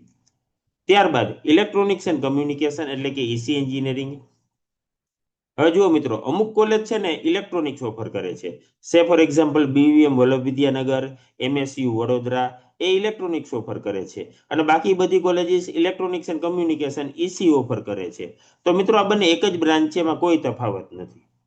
હવે ઈસીમાં શું આવે છે સરખું સમજી લ્યો. VLSI, embedded system, communication, IoT, signal processing અને માઇક્રો પ્રોસેસર, આ બધાનો અભ્યાસ ઈસીમાં કરવાનો આવે છે. મિત્રો ખાસ 2-4 પોઈન્ટનું ધ્યાન રાખજો. ભારતમાં ઇલેક્ટ્રોનિક્સ મેન્યુફેક્ચરિંગના યુનિટ્સ ધીરે ધીરે વધી રહ્યા છે, પરંતુ એમાં સ્કોપ બહુ મર્યાદિત છે. છેલ્લા 5-10 વર્ષની અંદર થોડા યુનિટ આવ્યા છે, ત્યાં સુધી તો કંઈ હતું જ નહીં. પણ એ જે નવા યુનિટ આવેલા છે એની અંદર પણ સ્કોપ બહુ મર્યાદિત છે. સેકન્ડ પોઈન્ટ, ગુજરાતની અંદર મેન્યુફેક્ચરિંગની લાખો કંપની આવેલી છે, આઈટીની પણ 10-12 હજાર કંપની આવેલી છે. એની સરખામણીમાં ઇલેક્ટ્રોનિક ક્ષેત્રે કામ કરતી કંપનીઓ ગુજરાતમાં ખૂબ જ ઓછી છે મિત્રો, એ ખાસ ધ્યાન રાખજો. એટલા માટે જે વિદ્યાર્થીઓ હાર્ડવેર, કમ્યુનિકેશન કે ઇલેક્ટ્રોનિક સેક્ટરમાં જોબ કરવા ઈચ્છતા હોય, કેરિયર બનાવવા માંગતા હોય, એમના માટે આ યોગ્ય બ્રાન્ચ છે. ખાસ કરીને આઈઆઈટી, એનઆઈટી, ડીઆઈસીટી, નિરમા જેવી જે ટોપ કોલેજમાં સ્કોલર વિદ્યાર્થીઓ ભણે છે એમના માટે સારી તકો છે. અન્ય વિદ્યાર્થીઓ માટે તકો બહુ ઓછી છે મિત્રો. આ ખાસ ધ્યાન રાખજો કે જે સ્કોલર સ્ટુડન્ટ છે અને ટોપ કોલેજમાં ભણે છે એમના માટે ઓપોર્ચ્યુનિટી સારી છે, બાકીના વિદ્યાર્થીઓ માટે ઓપોર્ચ્યુનિટી ઓછી છે. પ્લસ ઘણી કોલેજીસ છે ને એ electronics and instrumentation branch offer કરે છે. આ ઈસી નથી, આઈસી છે, ઇન્સ્ટ્રુમેન્ટેશન કંટ્રોલ. આ બાબતનું ધ્યાન રાખજો મિત્રો. ઈસી પણ એક બેઝિક બ્રાન્ચ છે, એમાં ગવર્મેન્ટ જોબ લો છે, પ્રાઇવેટ જોબ મીડિયમ છે, ગુજરાતમાં સ્કોપ બહુ ઓછો છે, બિઝનેસ ઓપોર્ચ્યુનિટી પણ ઘણી બધી ઓછી છે. શું ભવિષ્યમાં આપણને મોબાઈલ, કમ્યુનિકેશન, ઓટોમેશન કે સેમિકન્ડક્ટર વગર ચાલશે? In short, chips and circuit વગર ચાલશે? જો નહીં ને તો ઈસી બ્રાન્ચમાં પણ ફ્યુચરમાં સ્કોપ છે ને છે જ, એમાં કોઈ શંકાને સ્થાન નથી. હવે મિત્રો ઈસી બ્રાન્ચમાં છે ને ગેરમાન્યતા ઘણી બધી પ્રવર્તે છે, ખબર નહીં ક્યાંથી, પણ સમહાઉ વિદ્યાર્થીઓના મગજમાં ઘણી બધી ગેરમાન્યતા હોય છે. એટલા માટે હું તમને થોડી વધારે ઇન્ફોર્મેશન આપીને જે મિથ છે એ આપણે ક્લિયર કરી લઈએ. ઘણા વિદ્યાર્થીઓ મારી પાસે કાઉન્સેલિંગમાં આવે ને એટલે મને કહેતા હોય કે સાહેબ ઈસીમાં સોફ્ટવેર ડેવલપમેન્ટ તો આવે ને, એટલે મારે એને સમજાવવું પડે કે ભઈલા ઈસીમાં સોફ્ટવેર ડેવલપમેન્ટ માટેનો એક પણ સબ્જેક્ટ આવતો નથી. સોફ્ટવેર ડેવલપમેન્ટ માટે કયા સબ્જેક્ટ જરૂરી છે? Data structure, algorithm, DBMS, software engineering, compiler design, theory of computation, web programming, mobile programming, આ બધા સબ્જેક્ટ જરૂરી છે. આમાંથી એક પણ સબ્જેક્ટ ઈસી બ્રાન્ચમાં આવતો નથી. This is first fact. Second, ઘણા વિદ્યાર્થી એમ કે સાહેબ ઈસી અને કમ્પ્યુટરમાં ઘણા બધા વિષયો સરખા આવે છે ને? ના મિત્રો, જુઓ એન્જિનિયરિંગમાં જનરલી ફર્સ્ટ યર કોમન હોય છે, એટલે ફર્સ્ટ યરના સબ્જેક્ટ કાઢી નાખો તો સેકન્ડ, થર્ડ અને ફાઇનલ યરની અંદર જે 30 થી 35 સબ્જેક્ટ ભણવાના હોય છે એમાં હાર્ડલી ભાગ્યે જ 3 થી 4 વિષયો સરખા હોય છે. અમે એનાલિસિસ કર્યું, થોડું તમને જાણવા મળ્યું કે ભાઈ નિરમા યુનિવર્સિટીના સિલેબસમાં 3, ડીડીયુ નડિયાદના સિલેબસમાં 4, જીટીયુના સિલેબસમાં પણ 3-4 સબ્જેક્ટ જ સરખા છે. અને આ જે સરખા સબ્જેક્ટ છે ને એ પણ મિત્રો કમ્પ્યુટર ડોમેનના નથી હોતા, ઈસી ડોમેનના હોય છે. જેવા કે ડિજિટલ કમ્યુનિકેશન છે, માઇક્રો પ્રોસેસર છે, સિગ્નલ એન્ડ સિસ્ટમ છે, એટલે સરખા સબ્જેક્ટ આવતા નથી. ત્યારબાદ અમુક વિદ્યાર્થીઓ પૂછતા હોય કે સાહેબ ઈસી એન્જિનિયરને આઈટી કંપનીમાં જોબ તો મળે ને? મિત્રો, આઈટી કંપનીમાં સોફ્ટવેર ડેવલપમેન્ટ ઉપરાંત સપોર્ટ અને ટેસ્ટિંગ માટેની પણ જોબ હોય છે, જેમાં કોઈ પણ બ્રાન્ચના એન્જિનિયર કે કોઈ પણ ગ્રેજ્યુએટ કામ કરી શકે છે. બીબીએ, બીકોમ, બીસીએ કોઈ પણ ગ્રેજ્યુએટ કામ કરી શકે છે. એટલે ઓફકોર્સ એની અંદર ઈસી એન્જિનિયરને તો જોબ મળવાની જ છે, પણ જે મેઇન સોફ્ટવેર ડેવલપમેન્ટની જોબ છે એની અંદર બહુ ઓછી કંપનીઓ, ગણી ગાંઠી જૂજ કંપનીઓ જ કમ્પ્યુટર એન્જિનિયર સિવાય બીજા એન્જિનિયરને પરમિટ કરે છે, બાકી ઓનલી કમ્પ્યુટર એન્જિનિયરને પરમિટ કરે છે. એટલે ઘણા વિદ્યાર્થી પૂછતા હોય કે સાહેબ કમ્પ્યુટરમાં મનગમતી કોલેજમાં એડમિશન ના મળતું હોય તો ઈસીમાં લઈ લેવાય ને? જુઓ મિત્રો, પ્લેસમેન્ટ છે ને એ સૌ પ્રથમ તો બ્રાન્ચ આધારિત હોય છે, ત્યારબાદ જ કોલેજ આધારિત હોય છે. એવું નથી હોતું કે આ કોલેજ છે ટોપની કોલેજ છે એટલે એમાં ગમે એ બ્રાન્ચમાં લઈ લ્યો, પ્લેસમેન્ટ સારું જ હોય. ના મિત્રો, એવું નથી હોતું. પ્લેસમેન્ટ સૌ પ્રથમ તો બ્રાન્ચ આધારિત હોય છે, ત્યારબાદ જ કોલેજ આધારિત હોય છે. એટલે હંમેશા કોલેજ પસંદગીમાં કોમ્પ્રોમાઇઝ કરવું, ક્યારેય બ્રાન્ચ પસંદગીમાં કોમ્પ્રોમાઇઝ કરવું નહીં. એટલે જો તમારે ઈસીમાં એડમિશન લેવું હોય ને તો બિંદાસ લ્યો, ચોક્કસ લેવાય, હું ના નથી પાડતો. પણ XYZ કોલેજમાં મને કમ્પ્યુટરમાં એડમિશન નથી મળતું એટલે હું ઈસીમાં એડમિશન લઈ લઉં, એ બાબત મિત્રો યોગ્ય નથી. ખાસ તમને લોકોને આઈડિયા આવે એટલા માટે મેં રેફરન્સ માટે IIIT અલ્હાબાદનો બીટેક ઇલેક્ટ્રોનિક્સ એન્ડ કમ્યુનિકેશનનો સિલેબસ અહીંયા ડિસ્પ્લે કરેલો છે. હવે તમે જુઓ ક્યાં ક્યાં સબ્જેક્ટના ડોમેન્સ છે, તો radio frequency and optics, computer organisation, electronics, VLSI, communication system and network, signal processing, managerial skill and personality. મિત્રો, આમાં તમને ક્યાંય સોફ્ટવેર ડેવલપમેન્ટ કે પ્રોગ્રામિંગ કે એવું એક પણ સબ્જેક્ટ જોવા મળ્યો કે એક પણ ડોમેન જોવા મળ્યું? મિત્રો, આમાંના એક પણ સબ્જેક્ટ આની અંદર ઈસીના સિલેબસમાં નથી. મારો કહેવાનો પોઈન્ટ એટલો જ છે કે ઈસી અને સીઈ બંને ફંડામેન્ટલી જ અલગ અલગ બ્રાન્ચ છે. જો તમારે એક લાઈનમાં સમજવું હોય તો બહુ સિમ્પલ છે. EC equal to hardware, EC means hardware અને કમ્પ્યુટર ઇક્વલ ટુ સોફ્ટવેર. એટલે તરત જ તમને ક્લિક થઈ જશે કે both are completely different branch. એટલે કન્ક્લુઝન એટલું જ છે મિત્રો કે ઈસીમાં રસ રુચિ હોય તો બિંદાસ એડમિશન લઈ લેવાય, જરાય મૂંઝાવાય નહીં. પરંતુ 4 વર્ષ પછી ઈસીમાં ડિમાન્ડ વધશે એવું વિચારીને એડમિશન લેવાની ભૂલ ના કરતા. અથવા તો ટોપ કોલેજમાં મને કમ્પ્યુટરમાં નથી મળતું તો ચાલો હું ઈસીમાં લઈ લઉં, એવું વિચારીને એડમિશન લેવાની ભૂલ ના કરતા મિત્રો. તમે જ વિચારો ને શા માટે પાછળ કટ ઓફ હોય છે, શા માટે અટકે છે, આ બાબતનું ખાસ ધ્યાન રાખજો. ત્યારબાદ આઈસી એટલે કે ઇન્સ્ટ્રુમેન્ટેશન એન્ડ કંટ્રોલ. મિત્રો, બહુ ઇન્ટરેસ્ટિંગ બ્રાન્ચ છે. આના વિશે તમને કદાચ આઈડિયા નહીં હોય, તમે ઘણીવાર ઘણા વિદ્યાર્થી મિત્રો ફર્સ્ટ ટાઈમ સાંભળતા હશે, પણ બહુ ઇન્ટરેસ્ટિંગ બ્રાન્ચ છે. ઇન્સ્ટ્રુમેન્ટેશન એન્ડ કંટ્રોલ જે અમુક કોલેજીસ એને ઇલેક્ટ્રોનિક્સ એન્ડ ઇન્સ્ટ્રુમેશન તરીકે પણ ઓફર કરે છે. હવે ઇન્સ્ટ્રુમેન્ટેશન એટલે શું? તો કે ઇન્ડસ્ટ્રીઝની અંદર જે પ્રોસેસ હોય એના અલગ અલગ પેરામીટર્સ હોય, જેવા કે ટેમ્પરેચર છે, પ્રેશર છે, ફ્લો છે.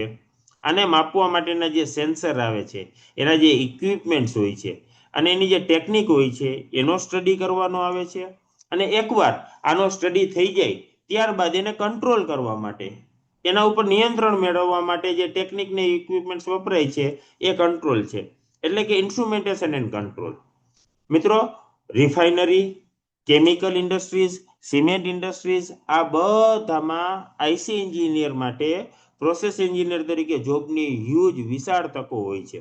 અને મેઇનલી પ્રોસેસ ઇન્ડસ્ટ્રીઝ છે એ જામનગર, મીઠાપુર, કચ્છ અને વડોદરાથી વાપી વચ્ચેના બેલ્ટમાં આવેલી છે. કદાચ તમને મિત્રો આઈડિયા નહીં હોય, કમ્પ્યુટર પછી સેકન્ડ બેસ્ટ પ્લેસમેન્ટ કોઈ હોય ને બ્રાન્ચનું તો એ આઈસી બ્રાન્ચ છે, સેકન્ડ બેસ્ટ પ્લેસમેન્ટ. પણ ખાસ ધ્યાન રાખજો, ગર્લ્સ કે શહેરના વિદ્યાર્થીઓને આ બ્રાન્ચ બિલકુલ અનુકૂળ નહીં આવે. આ બ્રાન્ચ કોના માટે છે? તો કે ગામડાના રફ એન્ડ ટફ બોયઝ હોય એના માટે આ બેસ્ટ બ્રાન્ચ છે. મિત્રો આ ખરેખર છે ને હાર્ડમારી વાળી બ્રાન્ચ છે. તમારે રિમોટ લોકેશનમાં જવું પડે, તમારે પુષ્કળ ટ્રાવેલિંગ કરવું પડે, ઘણીવાર કોઈ મશીન બગડ્યું હોય, ઇન્ડસ્ટ્રીમાં પ્રોડક્શન અટકી ગયું હોય તો 24 કલાક, 36 કલાક, 48 કલાક એક જ જગ્યાએ રહીને પ્રોબ્લેમ સોલ્વ કરવો પડે છે. એટલા માટે જે real rough and tough boys હોય એનું આ બ્રાન્ચમાં કામ છે. મિત્રો આપણે દેશી કહેવત છે ને, કદાચ ઘણા વિદ્યાર્થીઓએ નહીં સાંભળી હોય, પણ પેરેન્ટ્સને ખબર હશે કે પાણા ઉપર પાટું મારીને પાણી કાઢે ને એવા છોકરાઓ માટેની આ બ્રાન્ચ છે. મિત્રો આ એક સ્પેશિયલાઇઝ બ્રાન્ચ છે. ગવર્મેન્ટ જોબ ઓલમોસ્ટ 0 છે, પ્રાઇવેટમાં મીડિયમ સ્કોપ છે, ગુજરાતમાં મીડિયમ સ્કોપ છે, બિઝનેસ ઓપોર્ચ્યુનિટીઝ લો છે. શું ભવિષ્યમાં કેમિકલ ઇન્ડસ્ટ્રીઝ, ફાર્માસ્યુટિકલ ઇન્ડસ્ટ્રીઝ, રિફાઇનરીઝ જેવી પ્રોસેસ ઇન્ડસ્ટ્રી બંધ થઈ જવાની છે? જો ના, તો આઈસી બ્રાન્ચમાં પણ ફ્યુચરમાં સ્કોપ છે, જેમાં કોઈ શંકાને સ્થાન નથી. ત્યારબાદ આવે છે મિકેનિકલ એન્જિનિયરિંગ. મિત્રો મિકેનિકલ એન્જિનિયરિંગનું મુખ્ય કામ છે ને એ મેન્યુફેક્ચરિંગનું છે. ટાંકડીથી લઈને ટેન્ક સુધી, સોયથી લઈને સેટેલાઇટ સુધી, કોઈ પણ ફિઝિકલ વસ્તુની ડિઝાઇન, પ્રોડક્શન અને મેન્ટેનન્સ છે તો મિકેનિકલ એન્જિનિયર કરે છે. મિત્રો આપણે સવારે ઉઠીએ ને ત્યારે હાથમાં ટૂથબ્રશ ને ટૂથપેસ્ટ લઈએ અને રાત્રે સૂઈએ ને ત્યારે ગુડ નાઇટ કે ઓલ આઉટનું મશીન ચાલુ કરીએ. આ દરમિયાન જેટલી પણ વસ્તુઓ આપણે ઉપયોગમાં લઈએ છીએ, જેટલી પણ વસ્તુઓ વાપરીએ છીએ, એ તમામની અંદર મિકેનિકલ એન્જિનિયરનો રોલ પડેલો છે ને પડેલો જ છે. મિકેનિકલ એન્જિનિયરિંગ વગર આ શક્ય નથી. એમાં પણ મિત્રો હવે ન્યૂ એજ ટેકનોલોજી મિકેનિકલના ફિલ્ડમાં આવી ગઈ છે કે જેને લીધે એની ડિમાન્ડ સતત વધી રહી છે. તમે જોઈ શકો છો 3D પ્રિન્ટિંગ છે, વીએમસી મશીન છે, 3D સ્કેનિંગ છે, પ્રોસેસ ઇન્ડસ્ટ્રીઝ છે, આ બધાની અંદર લેટેસ્ટ ટેકનોલોજી હવે આવી ગઈ છે. મિકેનિકલ એક બેઝિક બ્રાન્ચ છે, ગવર્મેન્ટ જોબ લો છે, પ્રાઇવેટ જોબ હાઈ છે, ગુજરાતમાં સ્કોપ હાઈએસ્ટ છે, બિઝનેસ ઓપોર્ચ્યુનિટી પણ હાઈ છે. હાવ શોર્ટમાં કેવું હોય ને મિત્રો, તો ભવિષ્યમાં આપણને કોઈ પણ વસ્તુ વગર ચાલવાનું છે? 100% મેન્યુફેક્ચરિંગ ને પ્રોડક્શન બંધ કરી દઈ તો ચાલવાનું છે? જો ના, તો મિકેનિકલ બ્રાન્ચમાં પણ ફ્યુચરમાં સ્કોપ છે અને છે. ત્યારબાદ લગભગ ઘણા બધા વિદ્યાર્થીઓની ફેવરિટ કે ડાર્લિંગ બ્રાન્ચ જેને કહેવાય એ બ્રાન્ચની વાત કરીએ. મિત્રો ખાસ સાંભળજો, આખું પ્રેઝન્ટેશન છેલ્લે સુધી જોજો ને સાંભળજો, કારણ કે એકવાર આ બધી બ્રાન્ચની ડિટેલ પૂરી થઈ જાય ને એટલે હું દરેક બ્રાન્ચની કમ્પેરિઝન આપવાનો છું, પ્લેસમેન્ટના ડેટા આપવાનો છું, કોણે શું પસંદ કરવું જોઈએ, કોણે શું પસંદ ના કરવું જોઈએ તમને દેખાડવાનો છું મિત્રો. તો ચલો આપણે જોઈએ કે what is difference between computer engineering, computer science and engineering, information technology, information and communication technology, અને અલગ અલગ પ્રકારના સ્પેશિયલાઇઝેશન ઓફર કરવામાં આવે છે, જેવા કે એઆઈ છે, ML, cyber security, cloud computing, IoT, big data, blockchain, CSD, mobile app dev etcetera. તો આ બધામાં શું તફાવત છે? તો આપણે કમ્પ્યુટર એન્જિનિયરિંગ ને કમ્પ્યુટર સાયન્સ એન્જિનિયરિંગ થી ચાલુ કરીએ. તો મિત્રો તમે પેલા મને એ કહો, ભારત અને ઇન્ડિયા વચ્ચે શું તફાવત છે? બોમ્બે અને મુંબઈ વચ્ચે શું તફાવત છે? ચેન્નઈ અને મદ્રાસ વચ્ચે શું તફાવત છે? બસ એટલો જ તફાવત સી અને સીએસઈ વચ્ચે છે. બંને એક જ બ્રાન્ચ છે. કોઈ પણ યુનિવર્સિટીના સિલેબસમાં તમે જોશો તો બંને બ્રાન્ચનો સિલેબસ હંમેશા સરખો જ હશે, કોઈ જ તફાવત નથી. ત્યારબાદ computer engineering versus information technology. મિત્રો આ બે લગભગ 90% જેટલા સરખા છે. 40 માંથી છે ને આશરે 4 થી 5 સબ્જેક્ટ જ અલગ હોય છે, બાકીના બધા સબ્જેક્ટ કોમન હોય છે. એટલા માટે ઇન્ડસ્ટ્રીઝમાં પ્લેસમેન્ટ માટે બંને પાસે એક સરખી તક છે. કોઈ આઈટી કંપની ક્યારેય એમ નહીં કહે કે અમારે કમ્પ્યુટર એન્જિનિયર જોઈ છે અને આઈટી નથી જોતા, અથવા તો આઈટી જોઈ છે અને કમ્પ્યુટર નથી જોતા. કોઈ દિવસ કોઈ કંપની એમ નહીં કહે. દરેક કંપની એમ જ કહેશે કે કમ્પ્યુટર આઈટી એન્જિનિયર જોઈ છે. પરંતુ જો તમે બીટેક બાદ માસ્ટર કરવાની ઈચ્છા ધરાવતા હો, ઇન્ડિયામાં કે ફોરેનમાં કોઈ પણ જગ્યાએ, તો તમારે કમ્પ્યુટરને ફર્સ્ટ પ્રાયોરિટી આપવી જોઈએ. કારણ કે જેવી રીતે 12મા ધોરણ પછી JEE ની એક્ઝામ આપીને તમે IIT NIT ની અંદર બીટેકમાં એડમિશન લો છો, એવી જ રીતે બીટેક કમ્પ્લીટ કર્યા બાદ ગેટની એક્ઝામ આપીને IIT NIT માં એમટેકમાં એડમિશન મળે છે. હવે જે ગેટની એક્ઝામ હોય છે ને એમાં compiler design, theory of automata, computer organisation, આવા બધા વિષયો સબ્જેક્ટ્સ આવે છે કે જે માત્ર કમ્પ્યુટરમાં આવે છે, આઈટીમાં ભણાવવામાં આવતા નથી. એટલા માટે જો તમારે માસ્ટર કરવાની ઈચ્છા હોય તો કમ્પ્યુટરને ફર્સ્ટ પ્રાયોરિટી આપો, પ્લેસમેન્ટ જોતું હોય તો બેમાંથી ગમે એને પ્રાયોરિટી આપશો, કોઈ જ ચિંતા નથી. વર્ષો પહેલા કમ્પ્યુટર અને આઈટીમાં ડિફરન્સ હતો, પણ હવે લગભગ સરખા થઈ ગયા છે ને, એટલે જે સારી સારી યુનિવર્સિટી હોય ને એ બધા આઈટી બ્રાન્ચ બંધ કરી દે છે અને કમ્પ્યુટરની બેઠકો ડબલ કરે છે. અને એટલા જ માટે તમે જોશો ને કે કમ્પ્યુટર કરતા આઈટીના કટ ઓફ જનરલી પાછળ હોય છે. ત્યારબાદ computer engineering versus information and communication technology. મિત્રો આમાં ઘણો બધો તફાવત છે, સરખું સમજજો. આઈસીટી એટલે 50% આઈટી અને 50% ઈસી. 50% આઈટી છે ને 50% ઈસી છે. હવે આઈસીટી બ્રાન્ચમાં કમ્પ્યુટરના ખૂબ જ અગત્યના 5 થી 6 સબ્જેક્ટ ભણાવવામાં આવતા નથી કે જેની આઈટી ઇન્ડસ્ટ્રીમાં ઘણી બધી રિક્વાયરમેન્ટ છે. પ્રોગ્રામિંગ માટે બહુ કામના સબ્જેક્ટ આવતા નથી. અને બીજું, આઈસીટીમાં જે કમ્યુનિકેશનના સબ્જેક્ટ્સ ભણાવવામાં આવે છે એની આઈટી ઇન્ડસ્ટ્રીમાં કોઈ જ જરૂરિયાત નથી, કારણ કે પ્રોગ્રામિંગમાં ક્યારેય વપરાતા નથી. એટલા માટે જો ડીએઆઈસીટીમાં એડમિશન મળતું હોય ને તો અને માત્ર તો જ આઈસીટી બ્રાન્ચને પસંદ કરવી, બાકી નહીં. મિત્રો એક પણ આઈઆઈટી, એક પણ એનઆઈટી, એક પણ triple IT ICT branch offer નથી કરતી. ડીઆઈસીટી બધું ધ્યાન રાખ્યું છે, એટલે ડીઆઈસીટીમાં જો આઈસીટીમાં એડમિશન મળતું હોય તો ચોક્કસ લઈ લેવું જોઈએ. બાકીની અન્ય કોલેજમાં જેમાં તમારે આઈસીટીમાં લેવું હોય એ કોલેજની અંદર કમ્પ્યુટર, આઈટી, સીએસસી આ બધી બ્રાન્ચ હશે જ, એટલે એને પહેલી પ્રાયોરિટી આપો, આઈસીટીને નહીં. હવે ઘણા બધા વિદ્યાર્થીઓની ફેવરિટ બ્રાન્ચ કમ્પ્યુટર છે અને ઘણા બધાને કમ્પ્યુટરમાં એડમિશન લેવું જ હતું, ઘણાને લેવું પણ છે. પણ અત્યારે હવે બધાના મનમાં એક પ્રશ્ન જાગી ગયો છે, ચારે બાજુ છાપામાં જે રીતે ન્યૂઝ આવે છે, જે વાંચે છે એ રીતે, કે હવે થોડું કમ્પ્યુટર એન્જિનિયરિંગમાં એડમિશન લેવાય, હવે તો એઆઈ સોફ્ટવેર ડેવલપ કરે છે. ચારે બાજુ કમ્પ્યુટર એન્જિનિયરને છૂટા કરવાના ન્યૂઝ આવે છે, લે ઓફ થઈ રહ્યું છે, રિસેશન છે, હવે તો ભવિષ્યમાં એ જ સોફ્ટવેર ડેવલપ કરશે. તો મિત્રો મારા બે પ્રશ્ન છે. પહેલો પ્રશ્ન એ છે કે એઆઈ આવશે ક્યાંથી? બુધ ઉપરથી આવશે, શુક્ર ઉપરથી આવશે, મંગળ, ગુરુ, શનિ, ચંદ્ર ક્યાંથી આવશે? કે પૃથ્વી ઉપર જ બનવાનું છે? આ પહેલો પ્રશ્ન. અને બીજો પ્રશ્ન, એઆઈ ને બનાવશે કોણ? એઆઈ બનાવવા એલિયન આવવાના છે? એલિયન તો બધા મિત્રો પકડાઈ ગયા છે. જો તમે સોશિયલ મીડિયાની રીલ જોઈ તો તમને આઈડિયા હશે કે એલિયન તો બધા પકડાઈ ગયા છે. તો એઆઈ ને બનાવશે કોણ? મિત્રો એઆઈ પૃથ્વી ઉપર જ બનવાનું છે, એઆઈ ને માણસો જ બનાવવાના છે, અને જે માણસો એઆઈ બનાવવાના છે કમ્પ્યુટર એન્જિનિયર જ છે, બીજું કોઈ નથી. એટલે કે કમ્પ્યુટર એન્જિનિયરનો જોબ રોલ થોડો ચેન્જ થયો છે, ઝીરો નથી થયો. મારું તો એવું માનવું છે કે એઆઈ ને લીધે કમ્પ્યુટર એન્જિનિયરિંગમાં જોબ વધવાની છે, કારણ કે દરેક કંપનીએ આવનારા 1-2 વર્ષમાં એઆઈ એક્સપર્ટ માણસો રાખવા પડશે. અને એઆઈ એક્સપર્ટ એટલે કમ્પ્યુટર એન્જિનિયર્સ. મિત્રો કોઈ પણ કંપની અત્યાર સુધી જે કમ્પ્યુટર એન્જિનિયર નહોતી રાખતી, પછી મિકેનિકલ ફિલ્ડની હોય, સિવિલ ફિલ્ડની હોય, ઇલેક્ટ્રિકલ ફિલ્ડની હોય, ફાર્માસ્યુટિકલ હોય કે કોઈ પણ કંપની, એ દરેક કંપનીએ હવે આવનારા સમયમાં એઆઈના એક્સપર્ટ માણસો રાખવા પડશે. તો સામે જોબ કોની ઘટશે? તો ડોક્ટરની, ટીચરની, ફાઇનાન્સમેનની, ડ્રાઈવરની, લોયરની, business analyst, clerk, chartered accountant, આ બધાની જોબ હવે ધીરે ધીરે ઘટશે. મિત્રો એઆઈ નું ફર્સ્ટ વેવ હજી કમ્પ્યુટર એન્જિનિયરિંગમાં જ આવેલું છે. હવે જે એઆઈ નું સેકન્ડ વેવ આવવાનું છે એ બાકી બધા ફિલ્ડમાં આવવાનું છે, ત્યારે બધા ફિલ્ડની અંદર આઈડિયા આવશે કે શું ઇફેક્ટ આવે છે. સો વોટ ઇઝ એઆઈ? ઘણા બધા વિદ્યાર્થીઓને એઆઈએમએલ માં એડમિશન લેવું હોય છે, તો આપણે સમજી લઈએ કે એઆઈએમએલ શું છે. તો મિત્રો AI is A branch of computer engineering, computer science that focuses on creating systems that is capable of performing tasks that require human intelligence. In short, જે આપણામાં ઇન્ટેલિજન્સ પડેલી છે, જે ભગવાને આપણને નેચરલ ઇન્ટેલિજન્સ આપેલી છે, એના જેવા સિમિલર કામ જે સિસ્ટમ કરી શકે એવી સિસ્ટમને બનાવી, ધેટ ઇઝ એઆઈ. એટલે એઆઈ હકીકતમાં શું છે?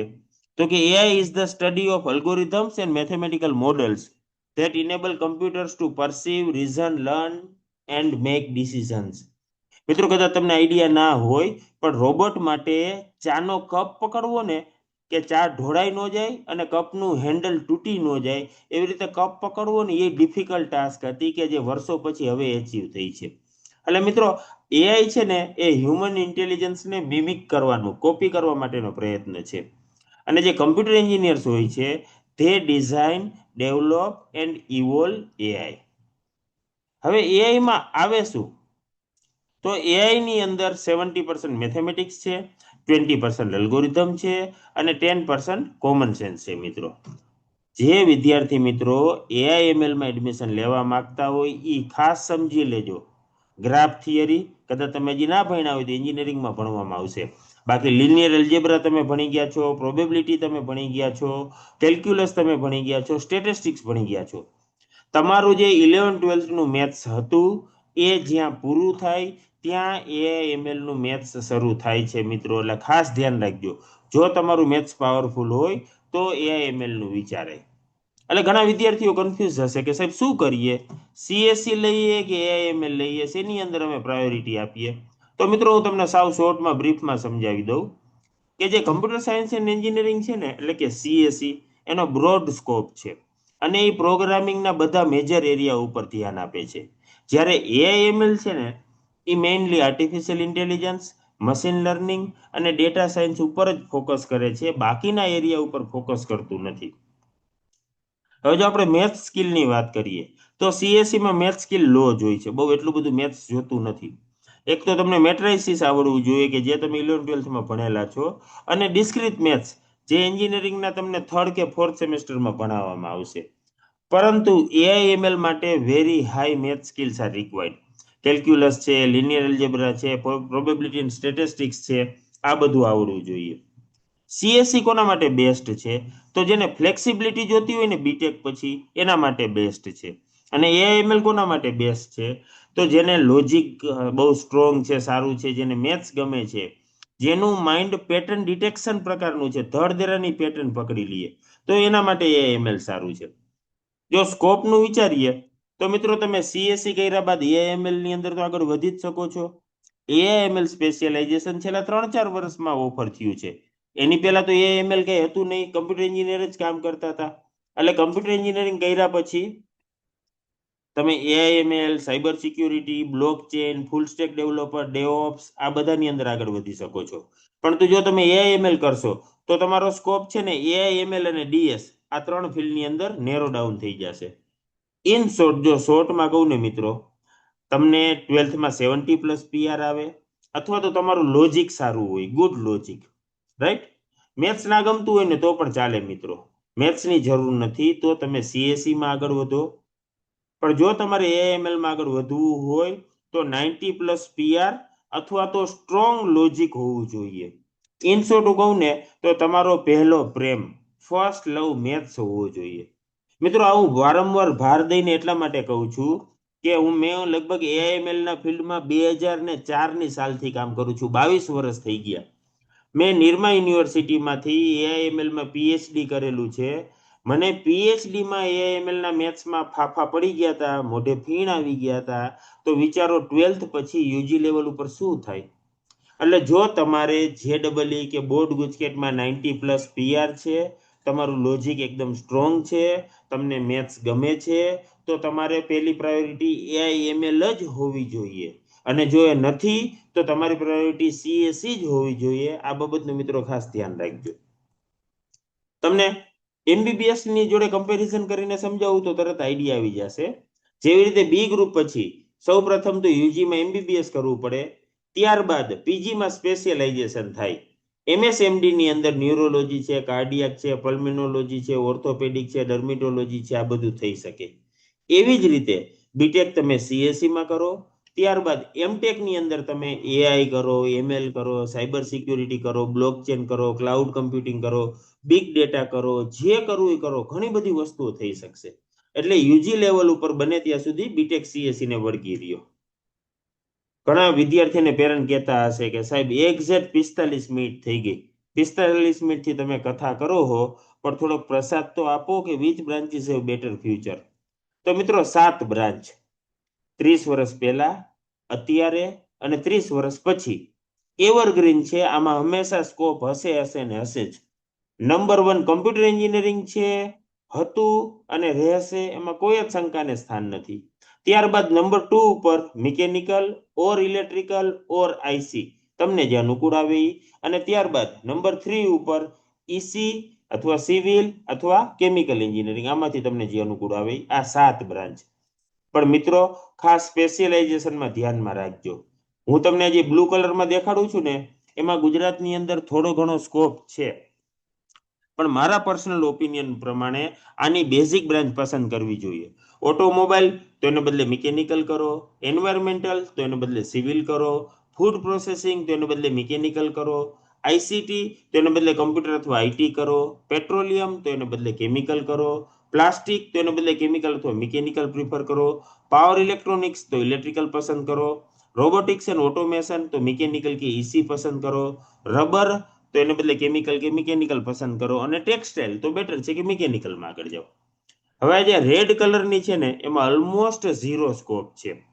એરોનોટિકલમાં સ્કોપ નથી, બેટર છે કે તમે મિકેનિકલમાં જાઓ. બાયોમેડિકલ તો ઇલેક્ટ્રોનિક્સ કે ઈસીમાં આગળ વધો, બાયોટેકનોલોજી તો કેમિકલમાં આગળ વધો, ડેરી ટેકનોલોજી તો મિકેનિકલમાં, ઇલેક્ટ્રિકલ વ્હીકલ તો ઇલેક્ટ્રિકલ એન્જિનિયરિંગ. ફાયર એન્ડ સેફટીની બેઝિક બ્રાન્ચ કઈ કહેવાય મને ખબર નથી પડતી, એટલા માટે મેં ક્વેશ્ચન માર્ક મૂક્યો છે. મરીનમાં મિકેનિકલ તો ન કહેવાય, પણ થોડું ઘણું આપણે કહી શકીએ. ત્યારબાદ મેટરલોજીકલ તો એમાં પણ મિકેનિકલ, માઇનિંગમાં આઈ ડોન્ટ નો, નેનો ટેકનોલોજીમાં આઈ ડોન્ટ નો. પણ મિત્રો મેં તમને જેમ શરૂઆતમાં કીધું હતું એમ, પ્લીઝ વોટ એવર આઈ સે tech it with a pinch of salt. Now most important slide. આખા પ્રેઝન્ટેશનની સૌથી અગત્યની સ્લાઇડ્સ આ છે. આપણે ઘણું બધું જોઈ લીધું કે કઈ સ્પેશિયલાઇઝેશનમાં એડમિશન ના લેવાય, ક્યાં ક્યાં બેઝિક બ્રાન્ચમાં એડમિશન લેવાય, એમાં શું જનરલી હોય છે. પણ મિત્રો દરેક બ્રાન્ચ માટે છે ને એક સ્પેસિફિક ચોક્કસ સ્કિલની રિક્વાયરમેન્ટ છે. હવે જો તમારામાં એ સ્કિલ હોય ને, તો તમે એ બ્રાન્ચમાં હીરો બની જશો, તમારી બેસ્ટ કેરિયર બનશે, આખું ગામ તમને ઓળખશે. પણ જો તમારામાં એ ચોક્કસ સ્કિલ નહીં હોય તો એવું બને કે કદાચ તમે એમાં ફેલ થાવ. તો કઈ બ્રાન્ચ માટે શું ચોક્કસ સ્કિલ જોઈએ એ હું તમને સમજાવી દઉં. કમ્પ્યુટર એન્જિનિયરિંગ 8 થી 10 કલાક કમ્પ્યુટરની સામે બેસીને જો મગજનું દહીં કરવાની તૈયારી હોય ને, તો કમ્પ્યુટર એન્જિનિયરિંગ લેવાય.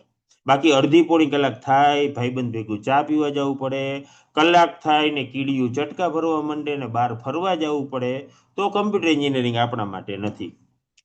ટાઢ, તડકો, ધૂળ, પરસેવો સહન થતા હોવા જોઈએ, ગમતા હોવા જોઈએ, તો સિવિલ એન્જિનિયરિંગ તમારા માટે છે. 10 માળનું બિલ્ડિંગ જ્યારે બનતું હોય ત્યારે એમાં લિફ્ટ ના હોય, દિવસમાં 2 વાર 10 માળના દાદરા ચડ ઉતર કરવા પડે, ઇન્સ્પેક્શન માટે જવું પડે. જો આ ગમતું હોય તો સિવિલ એન્જિનિયરિંગ કરાય, બાકી સિવિલ એન્જિનિયરિંગ ના કરાય. મિકેનિકલ મેન્યુફેક્ચરિંગ 8 થી 10 કલાક ફિઝિકલ વર્ક કરવાની તૈયારી હોવી જોઈએ, ટીમ વર્ક કરવાની તૈયારી હોવી જોઈએ. આખો દિવસ ફેક્ટરીની અંદર રાઉન્ડ લગાવીને ટાટિયાની કઢી કરવાની તૈયારી હોય તો મિકેનિકલ એન્જિનિયરિંગ કરાય, બાકી ન કરાય. રફ એન્ડ ટફ હોય, કોઈ પણ રિમોટ લોકેશનમાં નોકરી કરવા જવાની તૈયારી હોવી જોઈએ, જ્યાં પાવર પ્લાન્ટ હોય ત્યાં જવાની તૈયારી હોવી જોઈએ, તો ઇલેક્ટ્રિકલ એન્જિનિયરિંગ કરાય, બાકી ન કરાય. ભણવાનું પૂરું થાય બીજા જ દિવસે બોરિયા બિસ્તર બાંધીને ગુજરાત બહાર હૈદરાબાદ, પૂના, બેંગ્લોર, નોઈડા જતા રહેવાની તૈયારી હોય તો ઈસી કરાય, બાકી ન કરાય. And last but not least, 10% વિદ્યાર્થીઓને જામનગર રિલાયન્સ કે ન્યારાની અંદર જોબ મળવાની છે. 90% કેમિકલ એન્જિનિયરે તો અંકલેશ્વર જ નોકરી કરવા જવાનું છે. એટલે અંકલેશ્વરના કેમિકલ એન્વાયરમેન્ટમાં જો તમે કામ કરી શકો તો કેમિકલ એન્જિનિયરિંગ લેવાય, બાકી ન લેવાય. મિત્રો આજે મેં તમને 6 બ્રાન્ચ દેખાડી, આના ઉપરાંત આઈસી, એમાં આપણે ઓલરેડી વાત કરી લીધી કે ગામડાના રફ એન્ડ ટફ બોયઝ. આ 7 બ્રાન્ચની અંદર સ્કોપ વિશે કોઈ ચિંતા નથી. ભવિષ્યમાં પુષ્કળ ઓપોર્ચ્યુનિટી આવવાની છે, પણ તમે શેના માટે બનેલા છો એ તમારે નક્કી કરવાનું છે. તમારા મિત્રએ, તમારા સગાવાલાએ કે દેખીએ નહીં. તમે આ 7માંથી કયા પ્રકારનું કામ કરી શકો એમ છો એ બ્રાન્ચ પસંદ કરો, તો તમને કામ કરવાની મજા આવશે, તમે તમારા ફિલ્ડમાં ઘણા આગળ વધશો અને સારા પૈસા પણ કમાઈ શકશો. જુઓ મિત્રો, મેં તમને છે ને આખી સરસ મજાની સ્લાઇડ ચેટ જીપીટી પાસેથી ડિઝાઇન કરાવીને રાખી દીધેલી છે કે જેને લીધે તમને આઈડિયા આવે. કમ્પ્યુટર એન્જિનિયર છે તો એને કમ્પ્યુટરની સામે આખો દિવસ બેઠા રહેવાનું છે. Software development, web and app development, AI, machine learning, cyber security, data science, આ બધા એરિયામાં કામ કરવાનું છે.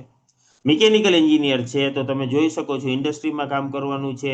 એક પ્રોડક્ટ ડિઝાઇન કરી છે એનું ટેસ્ટિંગ કરે છે. ડિઝાઇન એન્ડ કેડ છે, મેન્યુફેક્ચરિંગ છે, થર્મલ સિસ્ટમ છે, રોબોટિક્સ છે, ઓટોમોબાઈલ એન્જિનિયરિંગ છે. ત્યારબાદ સિવિલ એન્જિનિયરિંગ, તો કન્સ્ટ્રક્શન કામ ચાલુ છે અને ત્યાં સિવિલ એન્જિનિયર લોકો ચેક કરે છે. બિલ્ડિંગનું કન્સ્ટ્રક્શન છે, સ્ટ્રક્ચરલ ડિઝાઇન છે, સર્વેઇંગ એન્ડ જીઓ ઇન્ફોર્મેટિક્સ છે, ટ્રાન્સપોર્ટેશન એન્જિનિયરિંગ છે અને વોટર રિસોર્સ મેનેજમેન્ટ. ત્યારબાદ ઇલેક્ટ્રિકલ એન્જિનિયર છે તો તમે જુઓ છો ઇલેક્ટ્રિસિટીનું ચેક કરી રહ્યા છે. Power generation, transmission and distribution છે, કંટ્રોલ સિસ્ટમ એન્ડ ઓટોમેશન છે, ઇલેક્ટ્રિકલ મશીન્સ છે, રિન્યુએબલ એનર્જી છે અને પાવર ઇલેક્ટ્રોનિક્સ છે. ત્યારબાદ કેમિકલ એન્જિનિયરિંગ, તો ઇન્ડસ્ટ્રીઝની અંદર કેમિકલનું ચેકિંગ કરી રહ્યા છે. પ્રોસેસ ડિઝાઇન હોય, કેમિકલ મેન્યુફેક્ચરિંગ હોય, પ્રોસેસ કંટ્રોલ સિસ્ટમ હોય, સેફ્ટી હોય, ક્યુએ હોય ને એન્વાયરમેન્ટલ એન્જિનિયરિંગ હોય. અને ઈસી, તો તમે જુઓ છો કે ડિજિટલ સીઆરઓ જે હોય એની મદદથી સર્કિટનું ટેસ્ટિંગ કે ચેકિંગ કરી રહ્યા છે. તો સર્કિટ ડિઝાઇન એન્ડ એમ્બેડેડ સિસ્ટમનું કામ હોય, કમ્યુનિકેશન સિસ્ટમ હોય, સિગ્નલ પ્રોસેસિંગ એન્ડ નેટવર્ક હોય, વીએલએસઆઈ એન્ડ માઇક્રો ઇલેક્ટ્રોનિક્સ હોય કે આઈઓટી વાયરલેસનું કામ હોય. આ બધા કામ મિત્રો આની અંદર આવે છે. એટલે તમે આમાંથી જે પ્રકારનું કામ 40 વર્ષ કરી શકો એમ હો એ પ્રકારની બ્રાન્ચ પસંદ કરવી જોઈએ. હજી એક પેરામીટર ઉપર હું તમને કમ્પેરિઝન દેખાડી દઉં જેને લીધે બધા ક્વેશ્ચન્સ તમારા સોલ્વ થઈ જાય, તમારા બધા ડાઉટ્સના તમને જવાબ મળી જાય. Computer IT versus civil, mechanical, electrical, EC, chemical, IC. તો વર્ક ટાઈપ કયા પ્રકારનું છે? જુઓ મિત્રો, કમ્પ્યુટરમાં છે ને માત્ર લોજિકલ વર્ક છે, કોઈ ફિઝિકલ વર્ક નથી. એટલે સ્વાભાવિક છે કે લોજિક ચાલે તો હીરો અને ના ચાલે તો ઝીરો. બીજું કોઈ એમાં ઓપ્શન જ નથી, બાઇનરી જ છે, 1 or 0, વચ્ચેનું કોઈ ઓપ્શન નથી. પણ તો મિત્રો જે કોર એન્જિનિયરિંગની બ્રાન્ચ છે એમાં 100% ફિઝિકલથી લઈને 50-50થી લઈને 100% લોજિકલ સુધીના તમામ પ્રકારના કામ પોસિબલ હોય છે. સેકન્ડ થિંગ, પ્લેસમેન્ટની પ્રોબેબિલિટી કેટલી? તો કમ્પ્યુટરની અંદર 100%, પણ કેનું? કે જેમને પ્રોગ્રામિંગ આવડે એમનું, બાકીનાની નહીં. કોર બ્રાન્ચની અંદર 100%, પણ કેનું? જેને કામ કરવું છે એનું. મિત્રો કોર બ્રાન્ચમાં તો એવું છે કે કદાચ તમને કાંઈ ન આવડતું હોય ને તો પણ જો તમારી કામ કરવાની દાનત હોય, એટીટ્યુડ હોય ને તો ઇઝીલી જોબ મળી જાય છે. ત્યારબાદ ઇનિશિયલ સેલેરી કેટલી? તો કે કમ્પ્યુટર આઈટીમાં જે ટોપ કોલેજીસ છે એમાં જનરલી 8 થી 9 લાખની એવરેજ પેકેજ હોય છે. જે ગુડ કોલેજીસ છે, સારી કોલેજીસ છે, એમાં 4 થી 5 લાખની એવરેજ હોય છે અને બાકીની કોલેજીસમાં જનરલી 3 લાખની એવરેજ હોય છે. કોર બ્રાન્ચની અંદર ટોપ કોલેજીસમાં 5 થી 6 લાખની એવરેજ હોય છે અને બાકીની કોલેજીસમાં 2 થી 3 લાખની એવરેજ હોય છે. ત્યારબાદ પીએસયુ એટલે કે પબ્લિક સેક્ટર યુનિટ્સની અંદર જોબ્સ કેમાં? તો કે કમ્પ્યુટરમાં બહુ ઓછી, ગણી ગાંઠી. પણ જે કોર બ્રાન્ચ છે એમાં ઘણી બધી હોય છે. ત્યારબાદ ગવર્મેન્ટ જોબનું જો વિચારીએ તો કમ્પ્યુટરમાં ખૂબ ઓછી, પરંતુ સિવિલમાં ઘણી બધી વધારે હોય છે. હાઈ ઇન સિવિલ આપણે ઓલરેડી જોઈ લીધેલું છે. જોબ લોકેશન ક્યાં? નોકરી કરવા ક્યાં જવું પડે? તો મિત્રો કમ્પ્યુટર આઈટીમાં local to global, Rajkot, Ahmedabad, Gandhinagar, Vadodara, સુરતથી લઈને અમેરિકા સુધી દરેક જગ્યાએ ઓપોર્ચ્યુનિટી છે.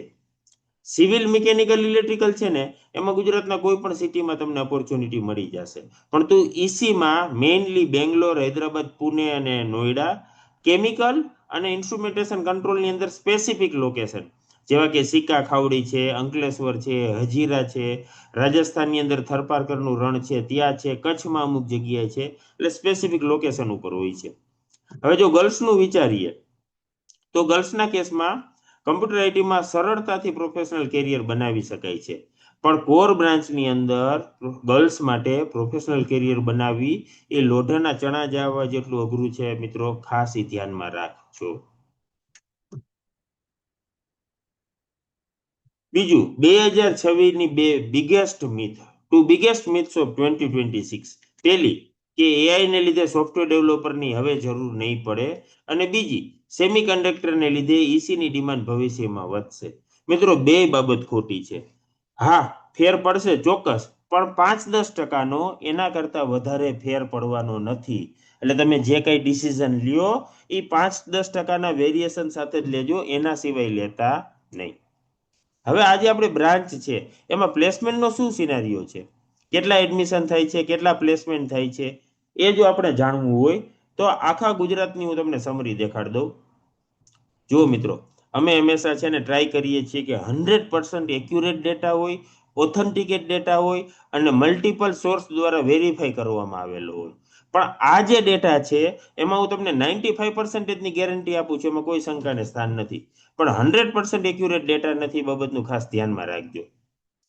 હવે હું તમને 3 પેરામીટર દેખાડીશ કે ભાઈ 2021માં કેટલા વિદ્યાર્થીઓ એડમિશન લીધું હતું, 2025માં એમનું ભણવાનું પૂરું થયું ત્યારે કેટલા વિદ્યાર્થીઓનું પ્લેસમેન્ટ થયું અને પ્લેસમેન્ટ રેશિયો શું હતો. તો મિત્રો 2021માં કમ્પ્યુટરમાં 16,000 વિદ્યાર્થીઓ એડમિશન લીધું હતું, એમાંથી આશરે 8,000નું પ્લેસમેન્ટ થયું. એટલે પ્લેસમેન્ટ રેશિયો ઓવરઓલ તમે ગુજરાતમાં ગણો તો 50%. જે ટોપ સારી કોલેજીસ છે એમાં 80, 85, 90, 95% સુધીનો પ્લેસમેન્ટ રેશિયો છે. પછી જે ગુડ કોલેજીસ છે એમાં 50-55%નો રેશિયો છે અને બાકીની જે કોલેજ છે તેમાં 15-20-25%નો રેશિયો છે. એટલે ઓન એન એવરેજ 50%નો પ્લેસમેન્ટ રેશિયો છે. ત્યારબાદ મિકેનિકલ એન્જિનિયરિંગમાં 2021માં 2750 એડમિશન થયા હતા, 2025માં 1500 વિદ્યાર્થીઓનું પ્લેસમેન્ટ થયું, એટલે પ્લેસમેન્ટ રેશિયો અંદાજે 55% છે. સિવિલ એન્જિનિયરિંગની અંદર 2,500નું એડમિશન થયું હતું, 600નું પ્લેસમેન્ટ થયું, એટલે પ્લેસમેન્ટ રેશિયો 25% છે. મિત્રો તમને યાદ હોય તો સિવિલની સ્લાઇડમાં જ મેં કીધું હતું કે સિવિલની અંદર પ્રાઇવેટ જોબમાં એટલી મજા આવશે નહીં. ત્યારબાદ ઈસીની અંદર 1750 વિદ્યાર્થીઓ એડમિશન લીધું હતું, 750નું પ્લેસમેન્ટ થયું, 30% પ્લેસમેન્ટ રેશિયો છે. ઇલેક્ટ્રિકલની અંદર 1750 એડમિશન લીધું હતું, એમાંથી 1000નું પ્લેસમેન્ટ થઈ ગયું, એટલે પ્લેસમેન્ટ રેશિયો 55% જેવો છે. કેમિકલની અંદર 1500 વિદ્યાર્થીઓ એડમિશન લીધું હતું, 750નું પ્લેસમેન્ટ થયું, એટલે 50% પ્લેસમેન્ટ રેશિયો છે. આઈસી ઇન્સ્ટ્રુમેન્ટેશન એન્ડ કંટ્રોલ એમાં 400 વિદ્યાર્થીઓ એડમિશન લીધું હતું, કારણ કે સીટ બહુ ઓછી છે, લિમિટેડ છે, એમાંથી 300નું પ્લેસમેન્ટ થયું, એટલે પ્લેસમેન્ટ રેશિયો 75% છે. બાકીની જે અધર બ્રાન્ચીસ છે એ ગણીએ તો 1500 જેવા વિદ્યાર્થીઓ એડમિશન લીધું હતું, એમાંથી 250નું પ્લેસમેન્ટ થયું, એટલે પ્લેસમેન્ટ રેશિયો 16% જેવો છે. એટલે on an average by and large તમે જુઓ ને મિત્રો તો 29,000 વિદ્યાર્થીઓ એડમિશન લીધું હતું, એમાંથી 13,150 વિદ્યાર્થીનું પ્લેસમેન્ટ થયું છે અને પ્લેસમેન્ટ રેશિયો 45% જેવો અંદાજે છે. નાવ કમ્સ રિયલ પિક્ચર. 2025માં શું એડમિશન થયા હતા? તો કમ્પ્યુટર બ્રાન્ચમાં 25,000, મિકેનિકલમાં 3300, સિવિલમાં 2700, ઈસીમાં 2900, ઇલેક્ટ્રિકલમાં 2250, કેમિકલમાં 1550, આઈસીમાં 500 જેવા અને અધરમાં 2750. એટલે અપ્રોક્સિમેટલી 41,000 એડમિશન 2025માં થયા હતા. હવે 2025માં 13,000નું પ્લેસમેન્ટ થયું છે, તો 2029માં 13,000 વાળું 16-17,000 કે વધીને 18,000નું પ્લેસમેન્ટ થશે, એથી વધારે પ્લેસમેન્ટ થશે નહીં. એટલે મિત્રો આજે એડમિશનનો ડેટા છે એને પણ ધ્યાનમાં રાખવો જરૂરી છે કે કઈ બ્રાન્ચમાં કેટલું પ્લેસમેન્ટ થાય છે અને કેટલા વિદ્યાર્થીઓ એડમિશન લે છે. હવે જો મીડિયન પેકેજની વાત કરીએ આઈઆઈટીઝ ને એનઆઈટીઝ લેવલે, કે જેને લીધે આપણને પિક્ચર ક્લિયર થઈ ગયા, આઈડિયા આવે, તો મિત્રો ટોપ 10 આઈઆઈટી ની અંદર મિત્રો આ મીડિયન પેકેજ છે. હું ક્યારેય મારા કોઈ પણ સેમિનાર કે કોઈ પણ ડેટાની અંદર હાઈએસ્ટ પેકેજ નહીં દર્શાવું, કારણ કે હાઈએસ્ટ પેકેજ 200-300 માંથી 2-3 ને મળતું હોય છે, એ ન ગણાય. હંમેશા મીડિયન પેકેજ ધ્યાનમાં લેવું જોઈએ કે જે એટલીસ્ટ 50% વિદ્યાર્થીઓને મળે. તો જો આપણે મીડિયન પેકેજ વાઇઝ જોઈએ તો જે ટોપ 10 આઈઆઈટી છે એની અંદર કમ્પ્યુટરમાં 40,70,000, ઈસીમાં 29 લાખ, ઇલેક્ટ્રિકલમાં 26 લાખ, મિકેનિકલમાં 18 લાખ, સિવિલમાં 17 લાખ ને કેમિકલમાં 19 લાખ. આ સિવાયની જે બાકીની 13 આઈઆઈટી છે, ટોટલ 23 આઈઆઈટી છે, તો બાકીની 13 આઈઆઈટી નું જો આપણે મીડિયન ગણીએ તો કમ્પ્યુટરમાં 18 લાખ, ઈસીમાં 16.5, ઇલેક્ટ્રિકલમાં 14.5, મિકેનિકલમાં 11.91, સિવિલમાં 10.5 અને કેમિકલમાં 14. ત્યારબાદ જે ટ્રિપલ આઈટી ને આઈસ્ક્વેર આઈટી છે એમાં જોઈએ તો મોસ્ટલી એમાં કમ્પ્યુટર ઈસી અને 2-3 ની અંદર મિકેનિકલની બ્રાન્ચ છે. તો ટોપ 10 ટ્રિપલ આઈટી ની અંદર કમ્પ્યુટરમાં 22.5 લાખ, ઈસીમાં 16 લાખ જેવું, મિકેનિકલમાં 8 લાખ અને અધર ટ્રિપલ આઈટી જે છે બાકીની લગભગ 12-13 જેવી, તો એમાં કમ્પ્યુટરમાં 9.22 લાખ, ઈસીમાં 9 લાખ અને મિકેનિકલમાં 5.5 લાખ છે. ત્યારબાદ જો એનઆઈટી ની વાત કરીએ, ટોપ 10 એનઆઈટીઝ, તો ટોપ 10 એનઆઈટી ની અંદર કમ્પ્યુટરમાં 15.5, ઈસીમાં 12.5, ઇલેક્ટ્રિકલમાં 10.5, મિકેનિકલમાં 9.5, સિવિલમાં 8.5 અને કેમિકલમાં 9 લાખ જેવું, અને અધર એનઆઈટીના પેકેજ પણ આપેલા છે. એટલે હવે જો ઓવરઓલ 84 જે આઈઆઈટી એનઆઈટી ટ્રિપલ આઈટી છે એની વાત કરીએ તો કમ્પ્યુટરની અંદર 15.25 લાખ જેવી મીડિયન પેકેજ બેસે છે, ઈસીમાં 12 લાખ, ઇલેક્ટ્રિકલમાં 12 લાખ, મિકેનિકલમાં 8.5 લાખ, સિવિલમાં 8 લાખ ને કેમિકલમાં 10.5 લાખ. એટલે આના આધારે મિત્રો કન્ક્લુઝન એ નીકળે છે, જો તમારું પ્રાઇમરી ફોકસ પેકેજ હોય ને તો બ્રાન્ચને પ્રાયોરિટી આપવી. કારણ કે તમે મિત્રો જોવો, જે ટોપ 10 ટ્રિપલ આઈટી છે એની અંદર ટોપ 10 આઈઆઈટીના મિકેનિકલ, સિવિલ, કેમિકલ કરતા વધારે પેકેજ મળે છે. ટોપ 10 ટ્રિપલ આઈટી ની અંદર ટોપ 10 આઈઆઈટીના મિકેનિકલ, સિવિલ, કેમિકલ કરતા વધારે પેકેજ મળે છે કમ્પ્યુટરમાં. એટલા માટે જો પ્રાઇમરી ફોકસ પેકેજ અને પ્લેસમેન્ટ હોય તો બ્રાન્ચને પ્રાયોરિટી આપવી. પેકેજ પ્લેસમેન્ટથી બહુ ફેર ના પડતો હોય તો વિદ્યાર્થી મિત્રો કોલેજને પ્રાયોરિટી આપવી. આ ખાસ યાદ રાખજો. હવે આ જે ડેટા છે એ અમે આ પેજમાંથી કમ્પાઇલ કરેલો છે. સૌરાષ્ટ્રના વિદ્યાર્થીઓને દરેક સ્કૂલે અમે પહોંચાડી દીધું છે. તમને તમારી સ્કૂલમાંથી મળી ગયું હશે. પ્લસ અમે ફોન કોલ કરવાનું પણ ચાલુ કર્યું છે. જો તમને ના મળ્યું હોય તો તમને સોફ્ટ કોપી મોકલી આપીશું. મિત્રો આ પેજની અંદર છે ને 84 આઈઆઈટી એનઆઈટી ટ્રિપલ આઈટી નો ડેટા છે. હવે 84 જે છે એમાંથી માત્ર 43 પોતાની વેબસાઇટ ઉપર ડેટા મૂકે છે. બાકીની 41 કોલેજ છે એ વેબસાઇટ ઉપર ડેટા નથી મૂકતી. એટલે આ 41 કોલેજની અંદરથી ડેટા કઢાવવા માટે અમારે મારા નામ જોગ આરટીઆઈ ફાઇલ કરવી પડી છે. તમે જુઓ ડોક્ટર નિલેશ ગામભુઆ અને નીચે આખો મેસેજ આપે છે, માંગી ગઈ જાણકારી. અમે 41 આરટીઆઈ કરેલી છે. મિત્રો આજે 41 આરટીઆઈ ને જવાબ આપ્યા ને એના ફોટોગ્રાફ્સ છે. ઘણીવાર આરટીઆઈમાં જવાબ ન આપે તો અમે ફર્સ્ટ અપીલમાં જાય, ત્યારબાદ સેકન્ડ અપીલમાં જાય અને ત્યારબાદ વકીલની નોટિસ પછી જવાબ મળે છે. મારું કહેવાનો પોઈન્ટ એટલો જ છે કે આ તમને જે એક પેજ દેખાય છે ને યલો એન્ડ રેડ કલરનું, એના જેટલી એક્યુરેટ, ઓથેન્ટિકેટ અને લેટેસ્ટ ઇન્ફોર્મેશન તમને બીજે ક્યાંયથી નહીં મળે. ખાસ કરીને સોશિયલ મીડિયા ઉપર ને યુટ્યુબ ઉપર અમુક જે વિડીયો ચાલતા હોય છે એના ઉપર ખાસ ધ્યાન રાખજો. ઓથેન્ટિકેટ માહિતી ના હોય તો એ સિવાય કોઈનો ભરોસો કરવો નહીં. હવે મિત્રો આ એક છે ને કસમકસ, જેને કહેવાય ને રસ્સા ખેંચ, એ જ્યાં સુધી એડમિશન નહીં પૂરા થાય ને ત્યાં સુધી 95% વિદ્યાર્થીને હોય છે કે ભાઈ ટોપ રેન્કડ યુનિવર્સિટી હોય, ટોપ ગુજરાતની પહેલી 2-3 ડીઆઈસીટી છે, નિરમા છે, ગુજરાતની પહેલી 2-3 હોય, એમાં આપણને નો ગમતી બ્રાન્ચમાં એડમિશન લઈ લેવું કે પછી આપણે ગમતી બ્રાન્ચની અંદર એના પછીની જે સારી કોલેજીસ ગણાય છે એમાં એડમિશન લેવું. શેમાં કોમ્પ્રોમાઇઝ કરવું? કોલેજમાં કોમ્પ્રોમાઇઝ કરવું કે બ્રાન્ચમાં કોમ્પ્રોમાઇઝ કરવું? તો મિત્રો એક્સપર્ટ એડવાઇસ જે છે, ક્યારેય પણ કોલેજના મોહમાં બ્રાન્ચની પસંદગીમાં કોમ્પ્રોમાઇઝ ના કરાય. હંમેશા બ્રાન્ચ માટે કોલેજ પસંદગીમાં કોમ્પ્રોમાઇઝ કરાય. કારણ કે મિત્રો કોલેજ 4 વર્ષ માટે જ છે. જેવા 4 વર્ષ પૂરા થશે એટલે તમને કોલેજ પ્રત્યે ગમે એવો પ્રેમ હશે, કોલેજ તમને બહાર ફેંકી જ દેશે અને કહેશે કે ચલો તમે જાઓ, બીજા માટે જગ્યા કરો. કદાચ તમારી પહેલી નોકરીમાં કોઈ તમને પૂછશે કે ભાઈ તમે કઈ કોલેજમાં ભણ્યા હતા, પરંતુ બીજી નોકરીમાં કોઈ પૂછવાનું નથી. પણ 40 વર્ષ સુધી લાઈફ લોંગ તમને એ પ્રશ્ન તો પૂછવામાં આવશે જ કે તમારી કઈ બ્રાન્ચ છે, તમે ક્યાં એન્જિનિયર છો. એટલે સમજી લેજો કોલેજ 4 વર્ષ માટે છે, બ્રાન્ચ 40 વર્ષ એટલે કે જિંદગીભર માટે છે. એટલે કોલેજના મોહમાં બ્રાન્ચમાં કોમ્પ્રોમાઇઝ કરતા નહીં. બાકી વધારે માહિતી માટે મોબાઈલ એપ છે જ, તમે વિદ્યાર્થી મિત્રોએ ડાઉનલોડ કરી લીધી હશે. ના કરી હોય તો ખાસ કરી લ્યો. રેડી રેકનર પણ અમે ગ્રુપમાં બધાને પહોંચાડી દીધા છે. પ્લસ ખાસ જે વિદ્યાર્થી મિત્રો હજી વોટ્સએપ ગ્રુપમાં નથી એ વિદ્યાર્થી મિત્રો આ QR કોડ સ્કેન કરીને અથવા તો લિંક ઉપર ક્લિક કરીને તમે ગ્રુપની અંદર જોડાઈ જાઓ. સો that's it from my side. હવે મિત્રો આની પહેલા મેં તમને 2 નંબર આપેલા હતા કે જેની અંદર એસીપીસી ના રજીસ્ટ્રેશનને લગતા કોઈ પ્રોબ્લેમ હોય તો. હવે આજે જે નંબર આપેલો છે એ તમારે બ્રાન્ચ સિલેક્શનને લગતા કોઈ પણ પ્રશ્ન હોય તો એના માટે તમે ફોન કરીને પૂછી શકો છો. 9512770012. મિત્રો ખાસ રિક્વેસ્ટ છે, રાત્રે 8 વાગ્યા પછી ફોન ના કરવા. સવારે 9 વાગ્યાથી સાંજે 7, 7:30 સુધી ફોન કરવા માટે ખાસ વિનંતી છે. જો કોઈ વિદ્યાર્થી મિત્રો રાજકોટ કે આજુબાજુના એરિયાના હોય તો અમારા કાઉન્સેલિંગ સેન્ટર ઉપર આવીને ફ્રી રજિસ્ટ્રેશન ને ફ્રી કાઉન્સેલિંગ કરાવી શકે છે.